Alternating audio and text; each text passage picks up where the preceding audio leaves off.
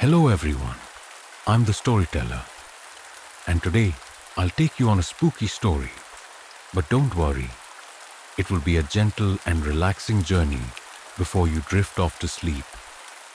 If you're looking for a tale that's just mysterious enough and gentle enough to relax to, then you've come to the right place. Now, find yourself a comfortable space. Close your eyes and let the story begin. Story 1, My Aunt and the Lost Souls. I still remember the day I decided to return to the old house. The house was located at the edge of the forest, a place no one wanted to go, day or night.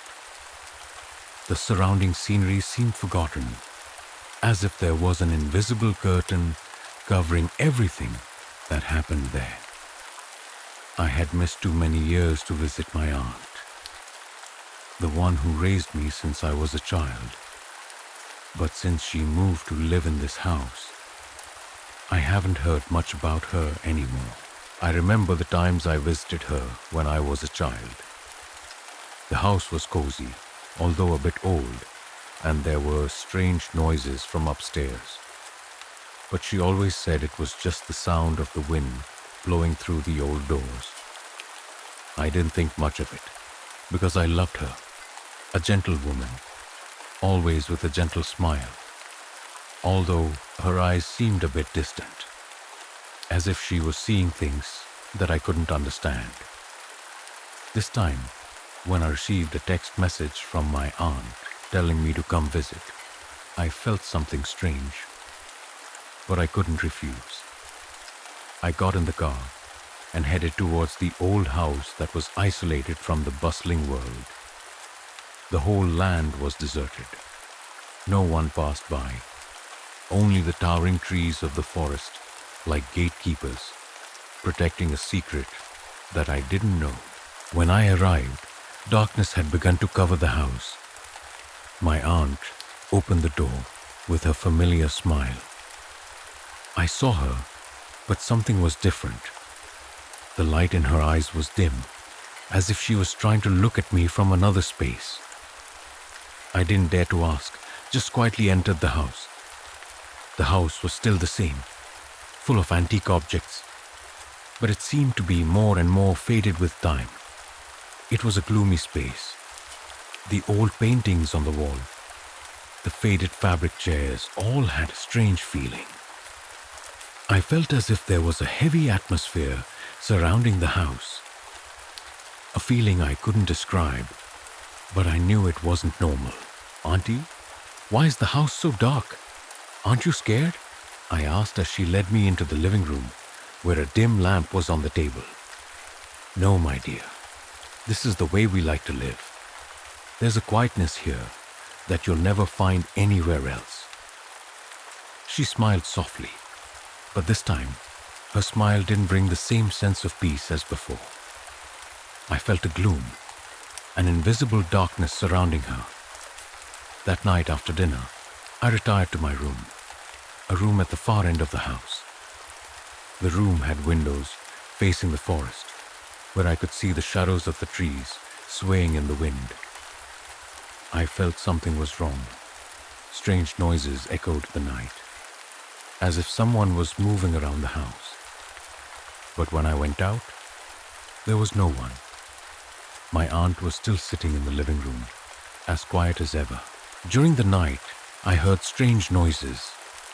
They were whispers, like someone was talking. I tried to find the source of the noise but couldn't find anything. The feeling made me uneasy. I couldn't shake the feeling that there was a presence in the house, like we weren't the only ones there. The next morning, my aunt took me for a walk around the area. We walked through the forest trails, where only footsteps and the sounds of nature could be heard. My aunt talked about strange disappearances in the area. People who used to live here, they disappeared without a trace. It was rumored that there was something in the forest, something inexplicable Those people couldn't just disappear like that? My aunt said, her eyes sparkling as if she was remembering something very far away. Maybe there's something in the forest, spirits who used to live here. I just smiled, not thinking much of it. Auntie, it's just a rumor. However, one evening, I began to sense a strange change. My aunt began to mumble to herself, as if she were talking to someone. At first, I thought it was fatigue, but then I realized that the mumblings weren't hers.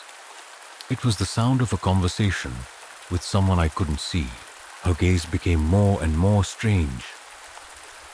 In the following days, my aunt often went into the woods at night, and every time she came back, she always had a strange look on her face, as if she had encountered something she couldn't share. As time went on, I could feel the change more and more clearly. The house became cold and deserted. Unexplained noises began to appear more and more, not only at night, but also during the day. And then, one night, I followed my aunt as she walked into the woods. I couldn't resist my curiosity, and I followed her, keeping a little distance.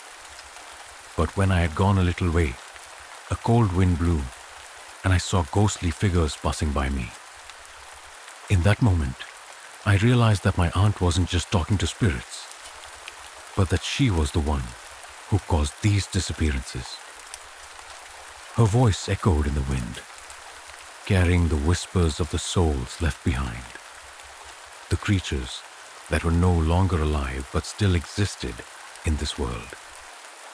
I didn't know what to do. I could only stand silently in the darkness, too scared to move. The story had begun, but I couldn't escape it.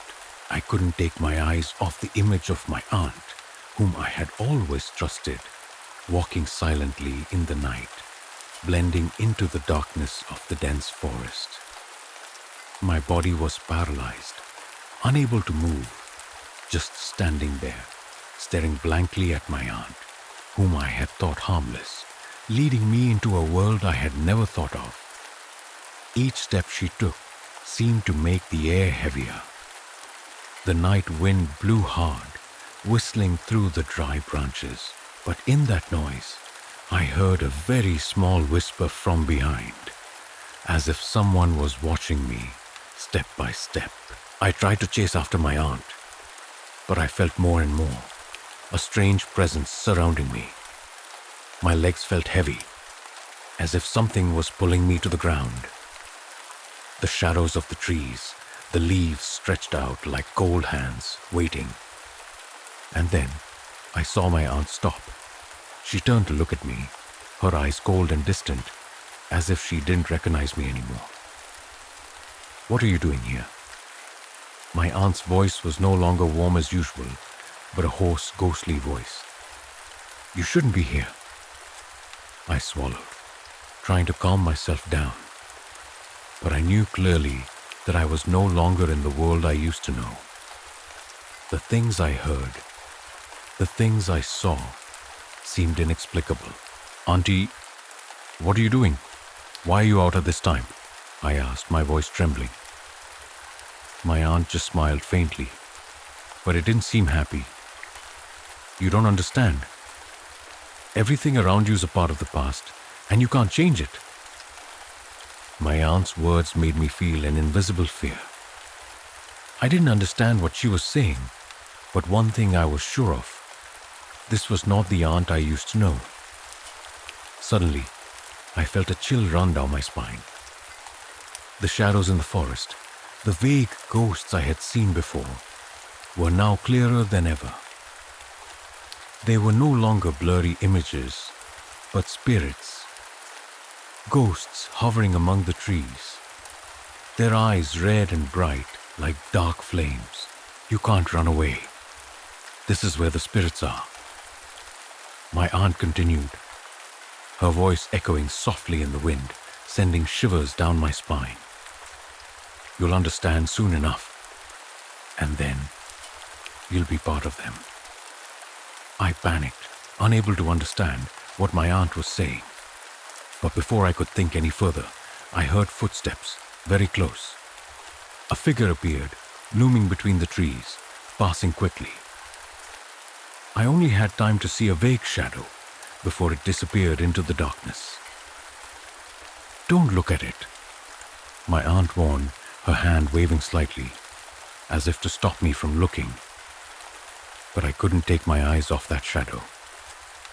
I didn't know who it was, but for a moment, I felt a terrible fear. Then suddenly, the space became terrifyingly silent. The whole forest seemed to stop, leaving only my gasping breath. A feeling of terror rose in my heart. I turned around, but my aunt had disappeared. The whole forest was dark and quiet, with no one but me. I ran in panic to find my aunt, calling her name in the dark, but there was no response. In the pitch black night, I was alone, and the darkness seemed to envelop me even more. As I ran closer to a large old tree, a shadow passed behind me. I turned around, but only saw a cold wind blowing past. I continued running, step by step, until I realized that I had wandered into a different part of the forest, an area I had never seen before. The trees here were denser, and there was an eerie silence, as if all sound had been sucked away. And then I saw a house, like an old, long-abandoned building. The windows were broken, the roof tiles collapsed, and there was no sign of life. But as I got closer, I noticed something strange. Ghosts, blurry images, were standing silently inside that house. Faceless figures, just vague shapes like mist. I couldn't bear it anymore, and I decided to run away from that area. But when I turned around, I couldn't see the exit. The forest seemed to have changed and I couldn't find the old path. A loud noise rang out in the darkness, startling me.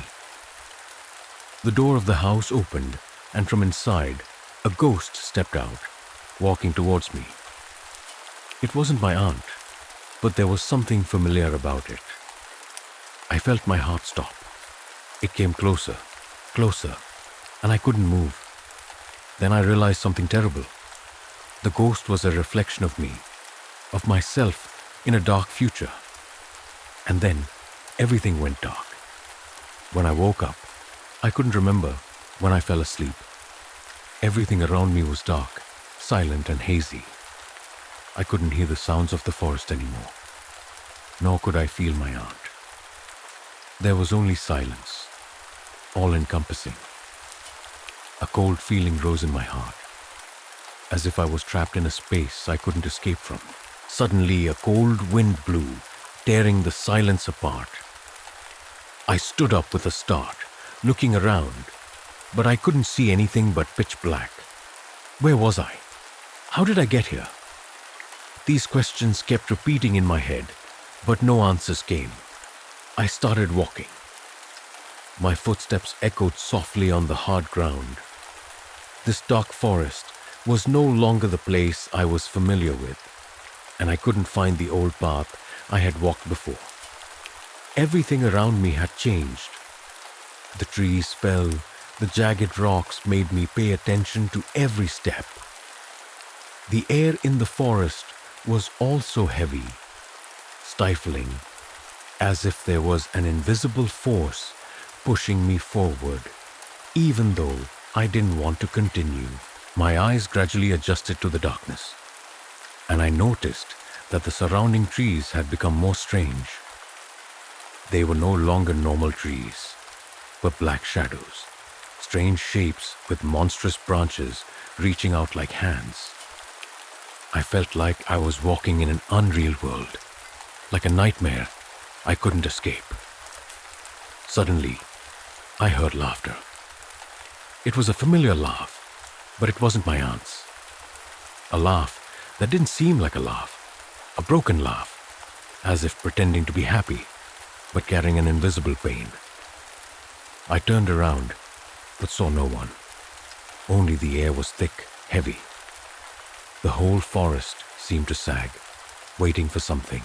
"You can't hide." My aunt's voice came from behind me, cold and eerie. I turned around again, only to see darkness and strange shapes. But this time, it was different. There was a presence approaching, something that was not my aunt, but had a strange connection. I trembled, not daring to move. The shadow grew closer, gradually becoming clearer in my vision. It was a human figure, but the face was blurry, as if hidden by a thick fog. Only the faint light from the stars in the sky made its presence clear. The shadow grew closer, and then I realized it was a reflection of me, but I couldn't understand why it was me. What I was seeing was me, but not the me I knew. The me in the shadow had a blank, lifeless gaze, and there was something very different. Her lips moved, but there was no sound. Only that look, that cold, dark look, as if it were looking right into my soul. "You will become one of them." My aunt's voice rang out again, this time from behind me. I turned around, but I couldn't see her anymore. There was only darkness that was swallowing everything, like a bottomless pit. I couldn't take it anymore. I turned and ran, running towards an old house I saw in the distance. The houses were broken, old, with broken windows and moss-covered walls. It was like an old home, somewhere I had forgotten. But it was all I could run to right now. I pushed the door open and stepped inside, and the space inside sent a chill down my spine. This house was no ordinary house. Everything was broken, but the air in the house was very quiet, as if there was a presence here. Something that could not be seen, but could be felt. My footsteps echoed in the quiet space. I walked deeper inside, and suddenly I heard a laugh. This time, it was not my aunt's. It was a savage laugh, not human. It echoed from upstairs. I did not dare to go up there, but there was a strange attraction that made me unable to stop. I walked up the old stairs, step by step. Each step felt as if something was watching me, an invisible pair of eyes staring at me from the darkness. When I reached the upper floor, I saw a door ajar, a small, old door. I could not remember if I had seen this door before, but it seemed very familiar. When I pushed the door open and entered, I could not believe my eyes. In that dark room there was a table, and on the table was an old mirror, but not an ordinary mirror. It reflected another image, not me, but the ghosts standing around the table, staring at me. And in that moment, I realized the mirror reflected not only what I saw, but also the souls who were left behind, who had disappeared in this forest. "You will not escape." My aunt's voice rang out again from behind me.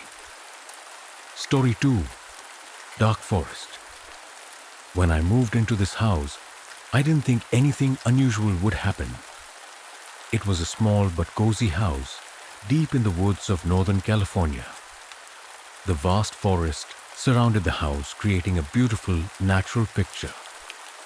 I was looking for a quiet place, far from the noise of the city, and this house seemed to be the perfect choice. The large windows in the living room looked straight out into the forest. A wonderful sight for me to relax after a long day of work. The house was old, definitely several decades old, and the creaking of the wooden stairs, the cracks in the walls, made me feel like I was living in a fairy tale. But I quickly realized that something was wrong.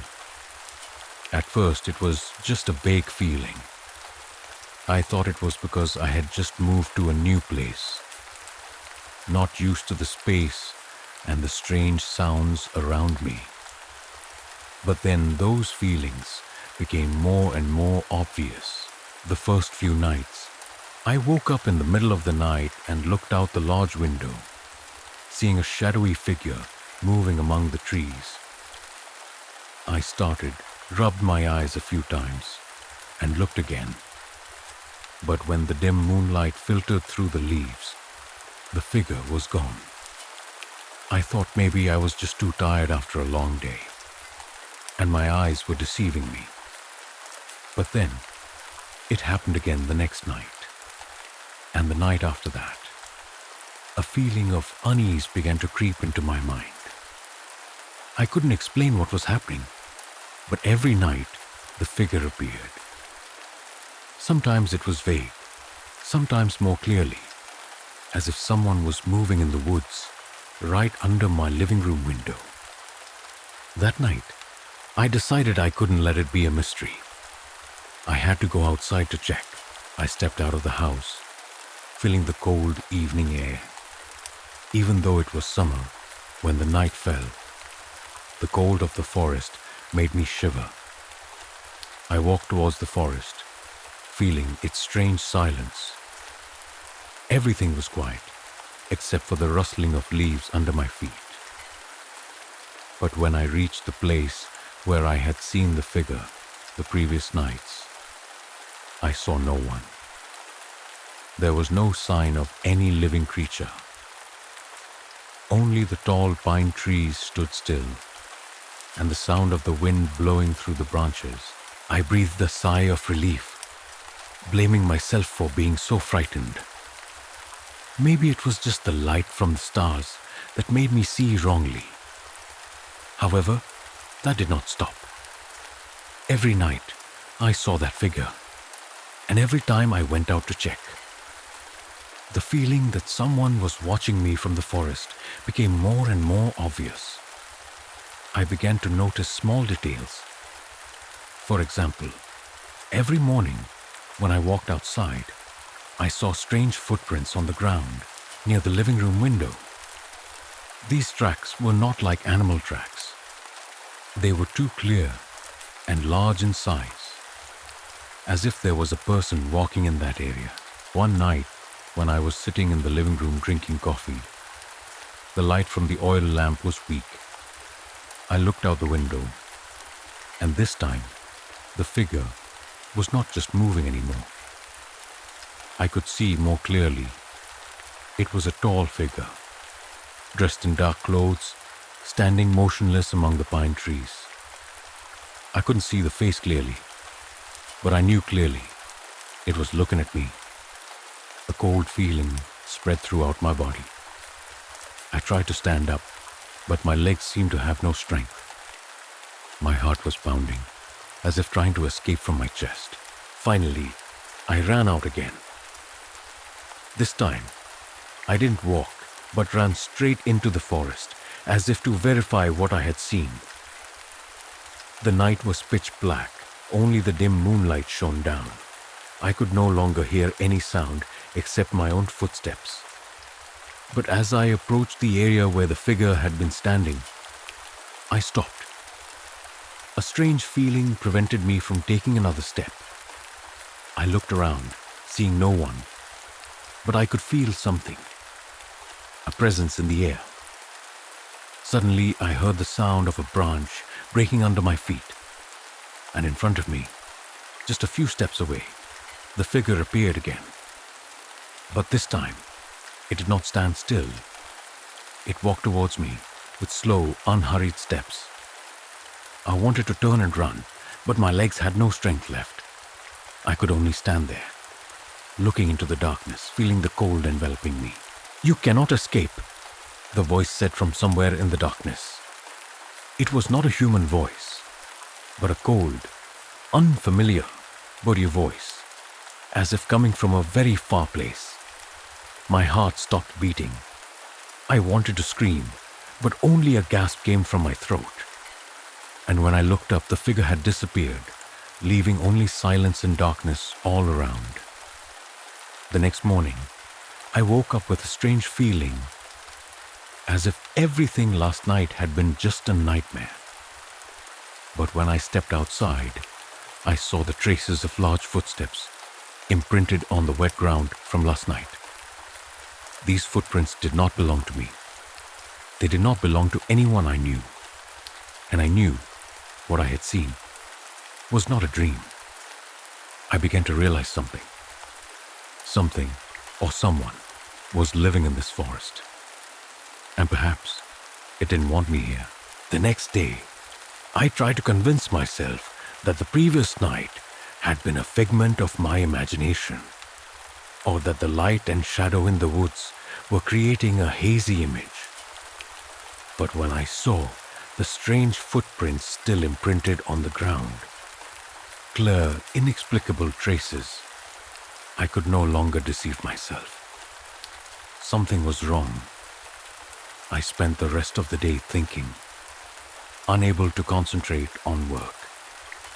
Every time I looked up, I saw the darkness in the room and felt a strange presence in the house, as if someone was watching me. In the afternoon, I decided to search for answers, although I had no idea what I was looking for. Maybe a rational explanation, or just a way to dispel the fear that was growing inside me. I drove to the small library near town, an old place with faded books. I hoped to find something that would explain the forest, the house, or at least the creatures that lived in it. But I found nothing but the usual stories about the history of the area. It was all about the first settlers, the clearings, and the forest fires that people had survived. Returning home after the sun had set, I noticed something strange. The air felt different, as if it had been late at night, even though the clock was only 8 p.m. The living room window reflected a dim light from outside. I felt an unusual silence in the house. There was no sound of insects, no rustling of the wind like the nights before. Everything seemed to be holding its breath, waiting for something. I sat down on the chair again, looking out the large window. The forest in front of me was completely dark. The pine trees were tall, their shadows long and strange. My eyes gradually adjusted to the darkness, and then I saw it. The shadow appeared again, this time clearer than ever. It stood there, in the middle of the forest, almost motionless. Unlike the previous times, where I had only seen a vague silhouette, I could now make it out clearly. A tall figure, wearing a dark coat, standing silently in the darkness. At this moment, I no longer felt panic, but I felt something strange. I couldn't take my eyes off it. It seemed like it was also looking at me, and my eyes felt drawn to that gaze. The feeling was hard to describe, as if it knew I was looking and it was waiting for me to do something. My heart pounded as I stood up. This time, I no longer felt fear, but a strong urge. I needed to know what was happening. I quickly went outside, into the forest, the opposite of the fear I had felt before. I felt a strange chill in the air, a chill not from the wind, but from the space around me. After walking a while, I saw that figure again, still standing there, not moving. It was no longer a vague shadow. I could see it clearly from this distance. Its eyes were shining like two precious stones, reflecting the light of the night. My steps gradually became heavier. I felt like someone was pulling me towards it. I couldn't help myself and moved closer. When I was about 10 steps away from it, the figure suddenly moved. The head turned, and I could feel a cold air rushing in. I stood there, unable to move, only able to stare into the darkness. Its eyes, although I couldn't see the shape of its face clearly, I could feel its cold gaze. as if it knew everything about me. "You can't be here," a voice rang out in the cold space. The voice did not come from the shadow, but from the air around me. It seemed to pierce through my heart, making me feel like I was being pulled into a bottomless abyss. I couldn't utter a word, just standing there, my hands and feet cold. When I turned around, the figure gradually disappeared into the night. There were no footsteps, no traces left. Only the dead silence of the forest remained. Back home, I couldn't think clearly. I sat down on the chair, my hands still shaking, unable to shake that image from my mind. All I knew was that something or someone was watching me in this forest. And perhaps it didn't want me to stay here. The next day, I decided to visit the nearby town to ask about the history of the forest. I went to a small cafe where I met a middle-aged man named Dave, a long-time resident of the area. I asked him about the woods and the strange things I had experienced. Dave looked at me with a serious expression, as if he had heard these questions many times before. "We all know about that woods," he said. "It's no place to live. Ever since I was a kid, I've heard stories about ghosts in the woods. People who go there have had bad experiences. Maybe you should leave. That woods is no place for anyone to live long." His words cut deep into my heart. I couldn't leave. I loved this house too much, but I began to feel that perhaps I didn't understand what was waiting for me in the woods. The next day, I couldn't stop thinking about what Dave had said. As I sat on the old wooden chair in the small cafe, I felt an unspeakable anxiety. The stories of the ghosts in the woods, the warnings I had ignored, now echoed in my head like an inescapable reminder. That night, I decided to find out more about the woods, about what was really happening there. Even though I didn't know exactly what I would find, I couldn't live in such doubt and fear. I needed answers. At night, as darkness began to envelop the space, I once again faced the living room window, where I had witnessed the shadow of the person on the previous nights. This time, I didn't just look. I was fully prepared, carrying a flashlight, a phone, and the little bit of courage I had managed to muster during the day. I opened the door and stepped outside. The night air was cold. A gust of wind blew through my hair. The forest was still, only the rustling of leaves under my feet. My footsteps echoed in the quiet space, as if I was being watched. The feeling returned, stronger than ever. As I walked deeper into the forest, the light from the small flashlight was not enough to light up the vast space surrounding me. The tall trees swayed in the dim light, creating strange shapes on the ground.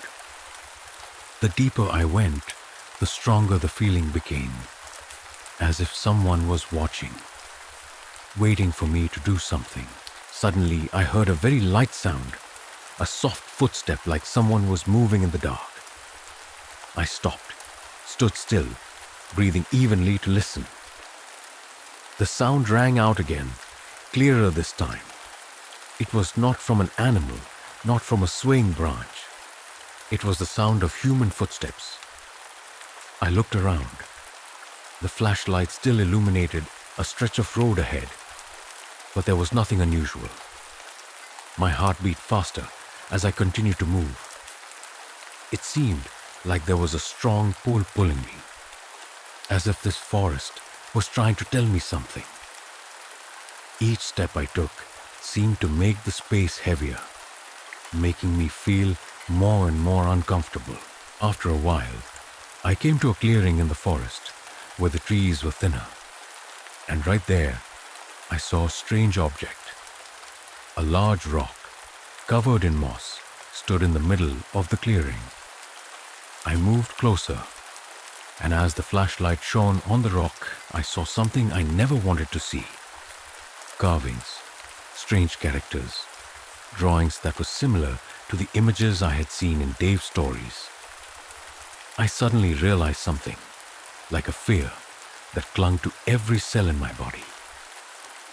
These characters were not just random drawings. They seemed to have a purpose, a message, a warning. I didn't understand what it meant, but I knew one thing for sure. I couldn't ignore it. I quickly pulled out my phone to take a picture, but when the screen lit up, my phone suddenly went dead. No sound, no sign. It was completely silent. This feeling was getting stronger. There was something wrong with the drawings on the rock, as if there was some force living in this forest. I wanted to turn back, but something held me back, as if I had to keep searching for answers. At that moment, I heard the noise again, this time much closer. A dark figure passed before my eyes, as fast as lightning, and disappeared into the forest. I was startled, my limbs trembling. I couldn't stand still anymore. I had to leave. But as I turned around, walking quickly, I noticed a figure standing right in the middle of the path I had just passed. It stood still, not moving, only its eyes shining brightly in the darkness. "You can't go," the voice echoed again, this time clearer than ever. The voice wasn't human. It was like a strange sound, echoing from the deep forest. I couldn't say anything. My legs felt frozen, but I couldn't stand here forever. With a hurried step, I ran without stopping. I rushed into the darkness, not caring about the path. But then, I felt like someone was chasing me. Not a sound, only a heavy presence from behind. I didn't dare to turn back, just wanted to escape this place. Running a few more steps, I saw the light from my house's window appear in the darkness. The house, with its warm lights in the dark night, was the only destination I wanted to go to. But as I got closer, the shadow appeared before me again, standing right in front of the door, like a nightmare reliving itself. "Don't come back," the voice echoed in my head. "You don't belong here." I didn't have the strength to think anymore. I ran desperately, rushed into the house, closed the door, and locked it. But in my head, the words kept ringing, "You don't belong here." All night, I did not dare to sleep. I sat in the living room, looking out the large window, where the dark shadows still moved in the forest, as if waiting for something. I did not know what was waiting for me ahead, but I knew that this forest was not a safe place. Those figures, the characters on the stone, and the strange voice, all were warnings, but I could not understand what they meant. And as I looked out into the darkness ahead, I knew only one thing. This forest, these figures, were not just legends. They were reality, and I'm in it. Story 3. The Tree of Horror, the Curse and the Trapped Soul. When our family moved into our new house in suburban Ohio, no one could have expected that our new life would begin with inexplicable changes. The old house was located in the middle of a sparse forest, with a large yard full of trees and walls surrounding it. Everything seemed too normal, too quiet for anything strange to happen. My wife, I, and our 2 sons had longed for a quiet life, where the laughter of children echoed every morning. But there was one thing I never expected. The ancient tree in the yard. That ancient tree, a giant chestnut tree, stood majestically in the middle of the yard, casting a large shade over the house. Its branches grew high, like a green curtain covering the sky. We always knew that this tree had been here for a long time, probably since the house was built. But none of us ever thought that it could be part of a long and haunting story. The first day we moved in, I couldn't help but notice the chestnut tree. Although it was beautiful, there was something off. It felt like the tree was staring at the house, watching our every move.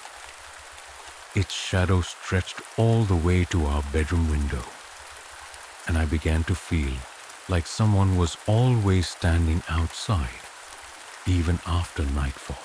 That day, we decided to clean up the garden, trimming the trees to create a space for the children to play. As I started trimming the lower branches, I sensed something unusual. The roots of this ancient tree, which should have been soft, were stiff and seemed unable to move. I tripped over something on the ground, a hard mass suddenly tripping my foot. I bent down and discovered an ancient old piece of stone, the lower part of the soil covered by the tree roots. At first, I thought it was just a strange stone lying under the old soil. But when I pulled it out, I discovered it was more than just a stone. It was a tombstone, engraved with ancient words that I could not understand. I brought it into the house, found a flashlight, and tried to illuminate the faint writing on it. What made my blood run cold was the name, Lucinda Blackwell. A name I had never heard in any historical documents about this house. The next morning, I decided to go see Mr. Miller, a long-time resident of the area, to ask about the history of the house. He was an elderly man with silver hair and a keen eye, always ready to share stories about this land. Mr. Miller did not hesitate to tell me the strange story of the ancient tree. That chestnut tree, he began, is no ordinary tree. Before your family came here, this land belonged to another family. A family that had a woman named Lucinda. She was the keeper of this house all her life, and that chestnut tree was where she found peace after all the horrors. Mr. Miller closed his eyes as if recalling a distant memory. But not everyone finds peace under that tree. It is said that this chestnut tree has a curse, and it can only be lifted when someone confronts its past. Be careful, my friend. The chestnut tree may be watching your every move. Remember, never disturb it. Mr. Miller's words echoed in my head for the rest of the day. However, I did not let them disturb me. I thought it was just a local folk tale, one that anyone would tell when they had nothing else to say. But from that day on, I began to feel strange things. Noises in the house, soft sounds like footsteps on the floor, kept ringing out in the middle of the night. The children became frightened and did not want to sleep in their own rooms anymore. They said that someone was watching them through the window, although I checked and saw nothing. A week later, on a rainy morning, when I went out to check on the chestnut tree again, I felt something different. The air was heavy and musty, as if something had been buried underground for centuries. Suddenly, I felt a sharp pain in my chest, a feeling as if an invisible hand was gripping my heart. I could not breathe for a moment, and when I looked up, I saw the shadow of the chestnut tree. Its branches stretched out like thin arms, reaching towards me. I took a step back, worried, but then told myself to calm down. That day, I called a historical researcher to learn more about Lucinda Blackwell and the mysterious grave under the tree roots. He said that according to old records, Lucinda was a desperate woman who had buried a secret that her family would never know. And this tree, according to legend, was not only a place where trees grew, but also a place where trapped souls could not be released. One rainy night, as I sat in the living room, I heard a light tapping on the window. I thought it was just a strong wind, but when I looked outside, I saw a shadowy figure, blurred in the rain. It was the shadow of a woman, dressed in a long dress, standing near the chestnut tree, her eyes fixed on our house. At this point, I couldn't deny that something was happening to this ancient tree, and it wasn't a curse we could escape. The story began to become clearer when I began to notice strange signs in the house and garden. However, I was not yet fully aware of the seriousness of everything. Everything had just begun, and when I looked back, I realized that those signs were actually warnings from some force that we could not understand. The old tree, I could no longer call it a normal tree. It was something different. It was not just a part of the garden, but something that had penetrated this house, had permeated the air, the land where we lived, especially after the night when I saw the silhouette of a woman standing under the chestnut tree. I could not forget that cold gaze, a gaze that had no emotion, only death, as if she had been trapped here, in the shadow of the tree. The next day, I decided to do something about this problem. I couldn't live in fear and uncertainty like this. I wanted to find out the truth, and most importantly, to understand the tree, why it was like that, and why it had such an impact on my family. I went to Mrs. Miller, an older woman in the neighborhood, who I had heard knew a lot about the history of this house. Mrs. Miller was not an easy person to approach, but I decided to ask her anyway, hoping to find some answers. When I got to her house, I noticed that the air in the house was heavy, as if something was pressing down on every wall. "You want to know about the chestnut tree?" Mrs. Miller asked, her voice hoarse, as if she had talked about it too much. "Okay, I'll tell you, but you have to be ready to hear the truth. That tree is no ordinary tree."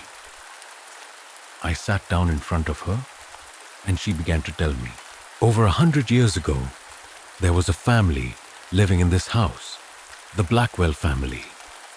Lucinda Blackwell, whose tombstone you found under the tree roots, was the one who built this house. But there's a story that few people know. That chestnut tree was not a tree that the family planted for a normal reason.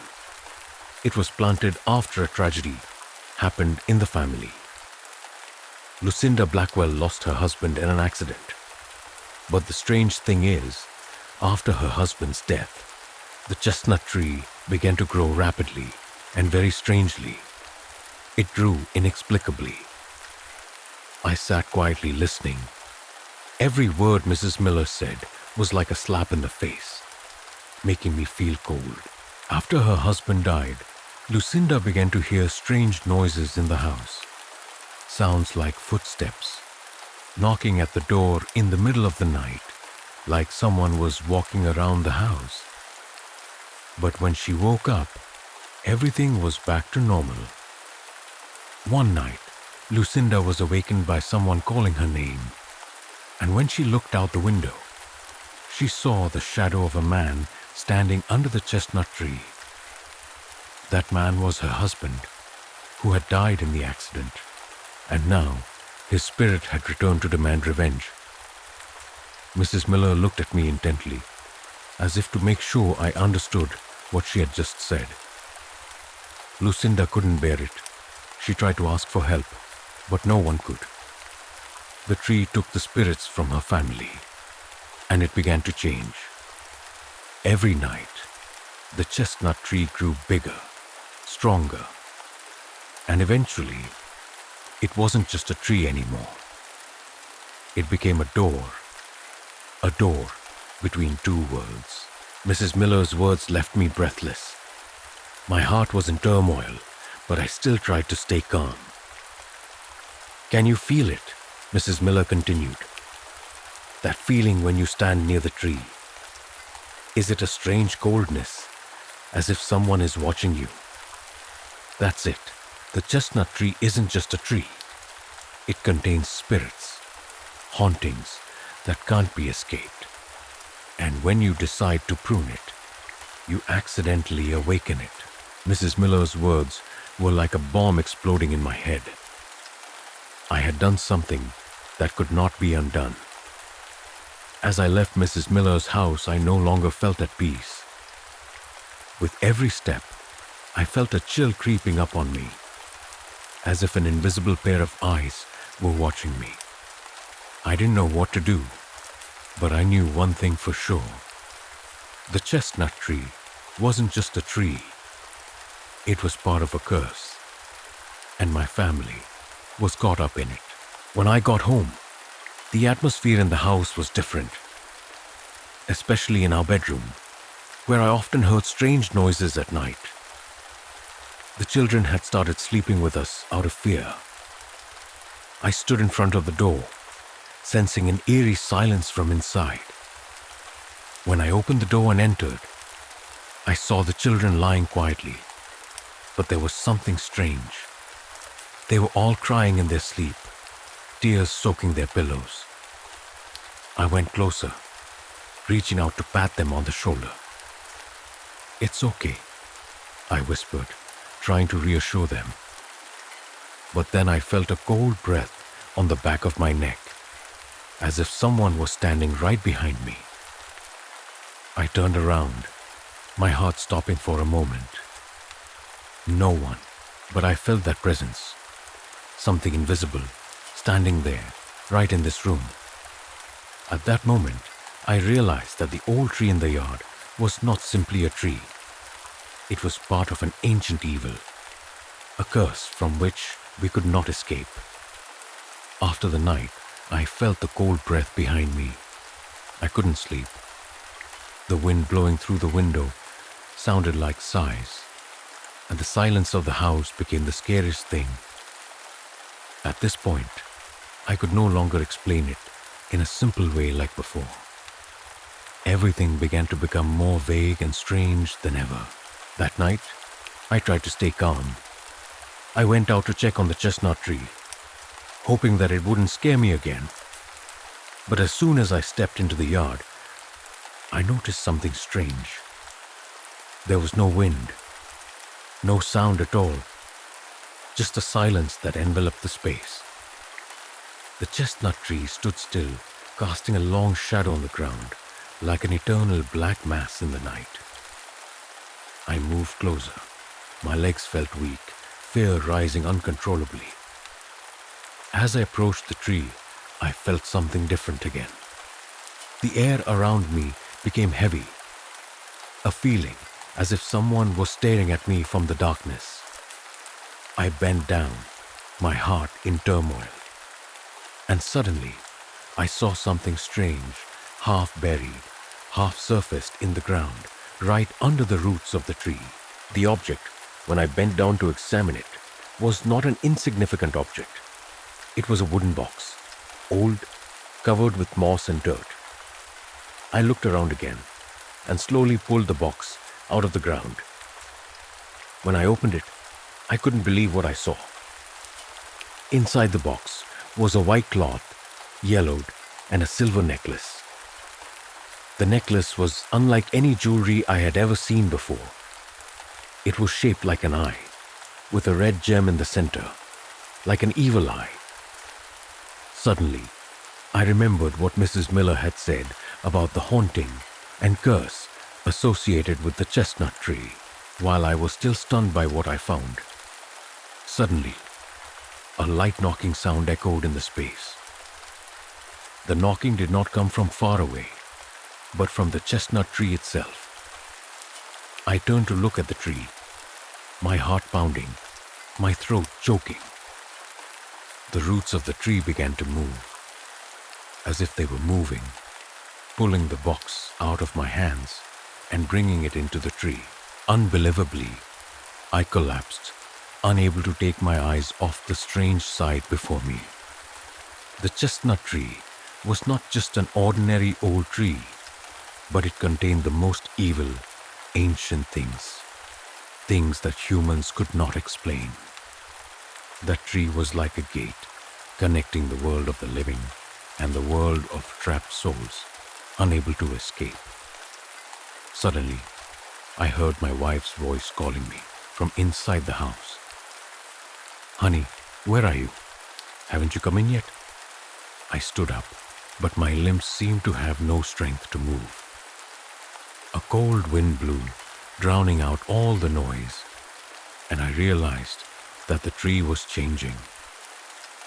A feeling of suffocation enveloped me. When I returned to the house, my wife was standing by the window, staring out into the yard. "Did you see anything strange?" she asked in a worried voice. "Is the chestnut tree changing?" she said, her eyes watering as if she had seen something unbelievable. I did not answer immediately. I felt something changing in the space, in the air around me. And then, something strange happened suddenly. My children began to cry, and the cry echoed throughout the house, unceasing. They ran out of the room into my wife's arms, their faces filled with fear. "There's someone in the room! Someone's looking at us!" they screamed. I rushed upstairs, but when I got to the children's room, I saw a scene that I could not explain. The door to the children's room opened, and inside, a shadowy figure hovered in the air. It had no face, just a black silhouette, twisted like a tree's shadow. But there was something much more eerie about it. I couldn't breathe. The sight sent me into a panic. The door in front of me slowly closed, as if someone on the other side was pulling it shut. But then, as I was about to rush in, everything went silent. My wife rushed forward, holding the children tightly, her face full of fear, her eyes fixed on the shadow in the room. I stood, my heart pounding, staring into the darkness. Suddenly, footsteps came from the children's room, unfamiliar and heavy. Something was coming toward us, and I realized one thing. We couldn't escape. "We have to get out of here!" I screamed, trying to pull my wife and the children out, but my feet were glued to the floor. A soft laugh came from behind me, not from someone, but from the shadow itself. It was a cold, eerie laugh, as if something was mocking me. My steps were heavy as I led my family down the stairs. I felt an invisible presence watching our every move. The chestnut tree in the yard was still standing there, motionless, but I knew that it was not the tree, but the spirits within it that were plotting. And the price was not just a mystery, but a curse from which we could not escape. Story 4. The horrifying secret of the old apartment, dark shadows and cold laughter. I never thought that a small decision like renting an old apartment would change my life forever. The so-called old didn't necessarily mean shabby, at least on the surface. The apartment was located in a quiet neighborhood in Portland, Maine, where hardly anyone walked by at night. My heart was full of hope when I walked into the spacious apartment, with large windows overlooking the backyard. It seemed like a great opportunity. Comfortable living space, reasonable rent, and importantly, close enough to my company that I wouldn't have to worry about commuting. The house, according to the realtor, had been around for nearly 50 years. The walls were thick, the atmosphere was quiet, and there was something old and charming about it. I fell in love with it the first time I saw it. No one has lived here for long, but those who have said it's a great place to live, as long as you don't pay too much attention to the weirdness. At first, my life here was pretty peaceful. The first few nights, all I could hear was the creaking of old wood underfoot as I walked around the room. But then, on the third night, I started hearing strange noises. It was a vague, indistinguishable sound. Sometimes it sounded like a sigh, sometimes like small, light footsteps brushing against the wall behind my bed. At first, I thought it was just the normal noises of an old house, maybe the plumbing or the wind blowing through the cracks in the wall. But the noises didn't stop. Each night, they became clearer and closer, like someone was standing right behind that wall, silently observing me. I began to have trouble sleeping, though I tried to convince myself that it was all just my imagination as a new resident with a lot to get used to. One night, after waking up to the usual noise, I couldn't stand it any longer. The noise seemed to be getting closer, as if someone was walking around in my room. I decided to get up and investigate. My heart was pounding. My mind was in chaos. I slowly approached the wall where the sound was coming from. At first, I thought I might find a crack or something that was making the room make the sound. But when I put my ear to the wall, the noise stopped, and the room was so quiet that I could hear my own breathing. I hesitated for a moment, then decided to take a small hammer that I used to hang pictures and started tapping lightly on the wall, hoping to find the cause. Each knock produced a strange hollow sound, different from any I had ever heard from a normal wall. And then, after the third knock, I heard a strange noise. A soft screech like an iron door being pulled up echoed from inside. I stood there, my heart pounding, but I couldn't leave. A sense of curiosity, strangeness, and a little fear urged me to continue. I gently pulled at a section of the wall, and the wall broke in an odd way, as if it were not wood or cement, but a layer of something soft and fragile. Behind the broken layer was a dark space, like a small room I didn't know. The light from my nightlight shone in, and I saw strange objects inside. Broken mirrors, old wooden boxes, and an old diary lying in the middle of the room, as if waiting for me to find it. The room felt ominous. I stepped in, my footsteps echoing in the silence, and felt a sudden chill. The wall I had just opened brought me into a small, narrow space where time seemed to have stopped. The entire room was filled with antiques, inexplicable objects. A sense of dread began to creep into my heart, but I couldn't turn back. The diary was the only attraction in the room. I walked closer and opened it. The yellowed pages, written in a red ink, looked like ancient writing. The lines started out blurry, but as I read more clearly, I realized that this was no ordinary diary. This was a record of the strange events that had occurred in this house.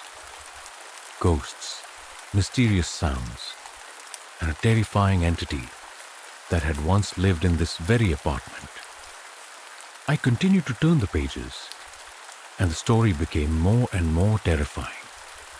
The handwritten characters described an entity, a shadowy figure lurking in the corners of the house, capable of moving through the walls. And it was always there, waiting for someone to find out the truth about it. A cold feeling rose up in me, and I couldn't stop. As I looked around the room, I noticed something else strange. Everything looked very old and dirty, but there was a mirror in the corner of the room that was still unusually shiny. I didn't know why, but I felt like someone was looking at me through that mirror. Looking at it, I saw my own silhouette. But right behind me, in the reflection, was a shadowy figure, standing silently. The atmosphere in the room seemed to change instantly. A feeling of coldness and fear enveloped me. I didn't know what to do, only that I had entered a space from which I could not escape. And then, the strange noise rang out again. This time, from behind me, as if someone was walking towards me. The darkness in the room grew heavier, and I felt that I was no longer in my apartment. Something inexplicable was beginning to rise from within the darkness. I sat stunned in the secret room, the diary in my hand, and the silence suddenly fell. The darkness in the room seemed to thicken, as if someone was standing next to me, silently observing. That feeling, a feeling that cannot be described in words, made me shiver. I could not continue sitting in this room for another minute. Despite my fear, I was forced to stand up. I put the diary in my pocket and quickly left the room. But the feeling that someone was watching me did not disappear. Everything in the apartment seemed different. The sounds of the house were silent. Everything seemed strange, as if they were waiting for something. When I returned to the living room, I suddenly noticed something strange. The objects in the room were no longer in their places. The small table by the window had been visibly moved. The sofa suddenly facing the door, as if someone had just sat down and changed everything. A feeling of unease rose within me, but I tried to convince myself that maybe I was just imagining things. Before I could think further, I heard a sound. This time, it wasn't a vague footstep but laughter. A low, cold laugh, coming from somewhere in the house. I stopped dead, my heart pounding in my chest. It couldn't be anyone else. I was the only one living here, but that laughter couldn't have been made by me. Another laugh. This time it was clearer. I could almost feel it. The coldness from the laughter made my hands numb. I quickly rushed towards the room where I felt the sound coming from. Suddenly, a cold wind blew by, causing me to stop. The window was wide open, and the dim moonlight was illuminating the room. I couldn't remember if I had opened it or not, but it was wide open now, as if someone wanted me to step outside. "No way," I muttered, hesitantly walking towards it. As I walked towards the window, I suddenly noticed something shining in the moonlight, almost like a faint silhouette passing by the window. I turned around, and then I saw a figure standing right outside the window, as if staring at me. It couldn't be real, I thought. It could just be the shadow of the trees outside. But the feeling of fear was even stronger. My eyes strained, trying to see more clearly through the fog in the dark night. And then the figure moved. My hand shook as I tried to grab the phone to call the police. But in a moment, the phone suddenly went dead. I stared blankly at the black screen, then suddenly heard a noise behind me. By reflex, I turned around and there was no one. But the wall, where I had just opened the secret room, seemed to have changed. Cracks began to spread. Old pieces of wall fell to the floor, making noises as if someone was moving stealthily in the darkness. I stood there, stunned, my heart pounding in my chest. That feeling, the presence of something, was indescribable.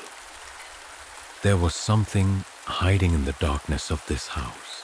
Suddenly, I heard a noise again, from behind the wall. It was not a gentle noise like before, but a long sound, as if someone was scratching the surface of the wall. I couldn't stop looking at that wall. The noise became more and more distinct, as if someone was trying to crawl out from inside. Unable to sit still any longer, I decided to step closer. My hands trembled as I picked up a small hammer from the drawer. My eyes were fixed on the wall, and I told myself that if anything came of it, I would at least be able to defend myself. When the hammer hit the hard wall, there was a loud screech, and I almost let go. But I continued on, and after a while, I heard a sound like a wooden door opening. The wall broke apart, creating a large hole, and before my eyes was a vast dark space filled with strange objects that I could not recognize. Broken mirrors, ancient boxes with strange symbols on them. An old book with scribbled words lay in the center of the room. It seemed to have been left there, waiting for someone to discover it. I couldn't take my eyes off the book, but what scared me more was the feeling that someone had placed it there, as if waiting for the next person to find it. Entering the room, I felt a wave of coldness envelop me, making it hard to breathe. Although this room had no windows, the light from the flashlight in my hand shone on the broken walls, creating ghosts that lingered in the space. Those objects were all strangely connected to each other. An image flashed through my mind, an entity I had never heard of, but it seemed to have lived in this house for a long time. As I bent down to look at the book, I noticed that the writing was strange. It was not the normal letters I had learned, but symbols that I could not understand. It was as if the writing was whispering in my ear, as if it wanted me to continue reading. But I could not stop, and the words began to become clearer in my mind, as if I were understanding the mysterious language. "We are the ones who have been left in the dark," I read silently in my mind. "But now, whoever comes to find us will pay for their curiosity." That cold feeling rose up inside me again, stronger than ever. It felt like someone was standing behind me, and I couldn't turn around to face them. I hurried back to the door, but my footsteps no longer echoed in the space. Something or someone had begun to follow me, and I knew that I couldn't run forever. I couldn't stop thinking about what I had just experienced. The secret room, the strange book, and the feeling that someone was always watching me. That night I couldn't sleep, my eyes wide open, staring into the darkness of the apartment, my ears straining to hear even the slightest strange noise. That feeling kept haunting me, as if an invisible force was watching my every move. The next morning, I decided not to let myself be affected by the strange things in this apartment. I washed my face, drank a cup of coffee, and tried to get everything back to normal. But it wasn't as easy as I thought. The strange noises kept coming, not only at night, but also during the day. Footsteps, small whispers, as if someone was standing behind the wall, right outside the door. I couldn't stand it anymore. There had to be someone in this house besides me. I went back to the secret room, where I found the book. My mind was in chaos, but I couldn't stop. Couldn't ignore the warnings in the diary. The book was still lying on the ground, the light from the window making the old pages even more faded. But the more I looked at it, the more I felt like the book was drawing me in, as if it had an inseparable connection to me. I began to reread the lines that I couldn't understand before. A strange feeling rose in my heart as the words became clearer, as if they were changing in my mind. A feeling of horror rose, and I suddenly realized that the book not only told the past of this house, but also predicted the people who lived in it. The book seemed to be recording everyone who had ever entered this house. I gasped as I read the next sentences. The curious ones never leave. They are trapped in the vortex of this house, living like ghosts forever.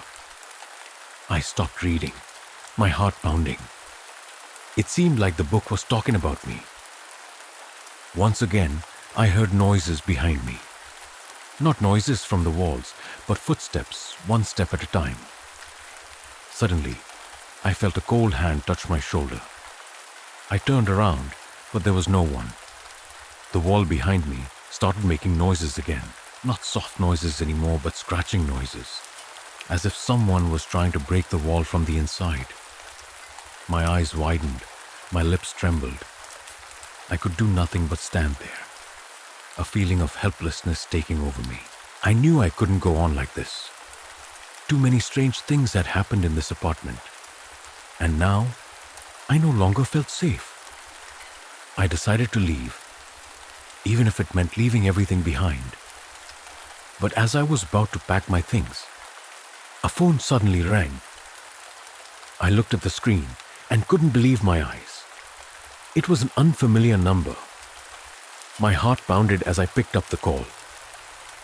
I didn't know why, but I felt like I had to listen. A low voice came through the phone, almost a whisper, but it was clear. "Be careful. Don't leave too soon. It's watching you." It felt like I was caught in a trap. No one but me knew I was living here, and certainly no one could know what I was going through. But the voice captured exactly what I was feeling.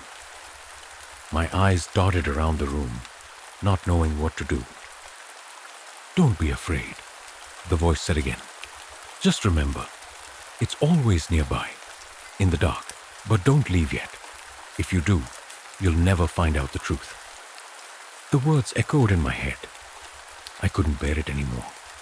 But at the same time, a strange feeling kept me from leaving. Something was pulling me closer to the secret room.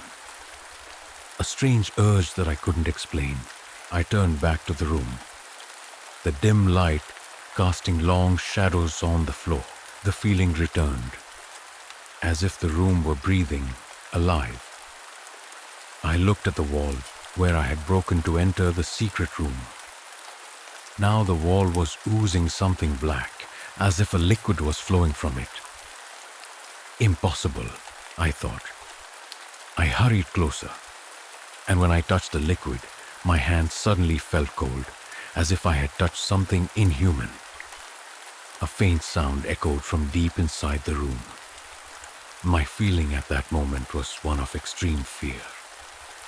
I couldn't see clearly, but I felt something, an entity, moving in the darkness. The feeling was so strong that I couldn't stop. I ran out of the room, but when I looked into the room opposite, I saw a figure standing there. They didn't say anything, but their eyes seemed to follow my every move. The figure, although not clear, I could feel their presence. Suddenly, all the lights in the apartment went out. The space was plunged into darkness, and I stood there, unable to see anything but the deathly silence that enveloped me. The silence was so heavy that I could barely breathe. But then a laugh rang out from somewhere in the darkness, cold and eerie, and at that moment, I knew I could not escape this house. What I had found was not just a secret room, but a truth that I could not stop exploring. The old ghosts of this house were clinging to me, and I did not know if I could survive it. Story 5. The Cursed Antique. When I received the wooden box from my uncle, I had no idea that I was receiving something other than an ordinary gift. My uncle, a man of few words and few appearances, had told me to take good care of the box, as a family heirloom that could not be touched carelessly. He only gave me the box when I was packing to leave my old house in Pennsylvania, when I decided to move to a small town near Austin, Texas, to start a new life after a broken breakup. Everything in the old family house was now forgotten by time, except for the wooden box my uncle gave me. He said a short sentence when he handed the box to me. Never open it if you don't want to know something you can't forget. Those words kept ringing in my head like a threat, but I quickly dismissed them, thinking that my uncle was just worrying too much. The room I had just rented in Texas was small but comfortable. Its four walls were filled with old memories, nothing special except for a bed, a desk, and a wooden box that I kept on a high shelf in the corner of the room.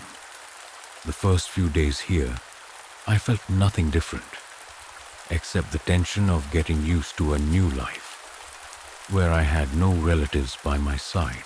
But a week later, as I sat at my desk, a strange sound caught my attention. It was a rattling sound coming from the corner of the room where the wooden box still sat. At first, I thought I had just heard wrong, but the sound kept repeating. I stood up, feeling a sense of unease rising in my heart. For some reason, when I approached the box, the sound suddenly stopped, as if someone had stopped to listen. I didn't think much of it and continued with my work, but that night, as darkness fell, the strange feeling returned. The room became silent, too silent, with no sound except the ticking of the clock. I couldn't sleep. There was a feeling that someone was watching me. But when I turned around, all that was left was pitch black. The wooden box, with its intricate inlays, was still there, as calm as ever. The next day, I decided to open the box, just to check what was inside, despite my uncle's warning against it.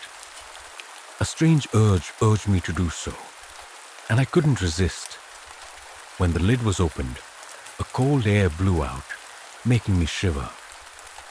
Inside was an antique pendulum clock with gold-plated decorations that had faded over time. But what startled me wasn't the clock, but the old pieces of paper neatly arranged underneath it.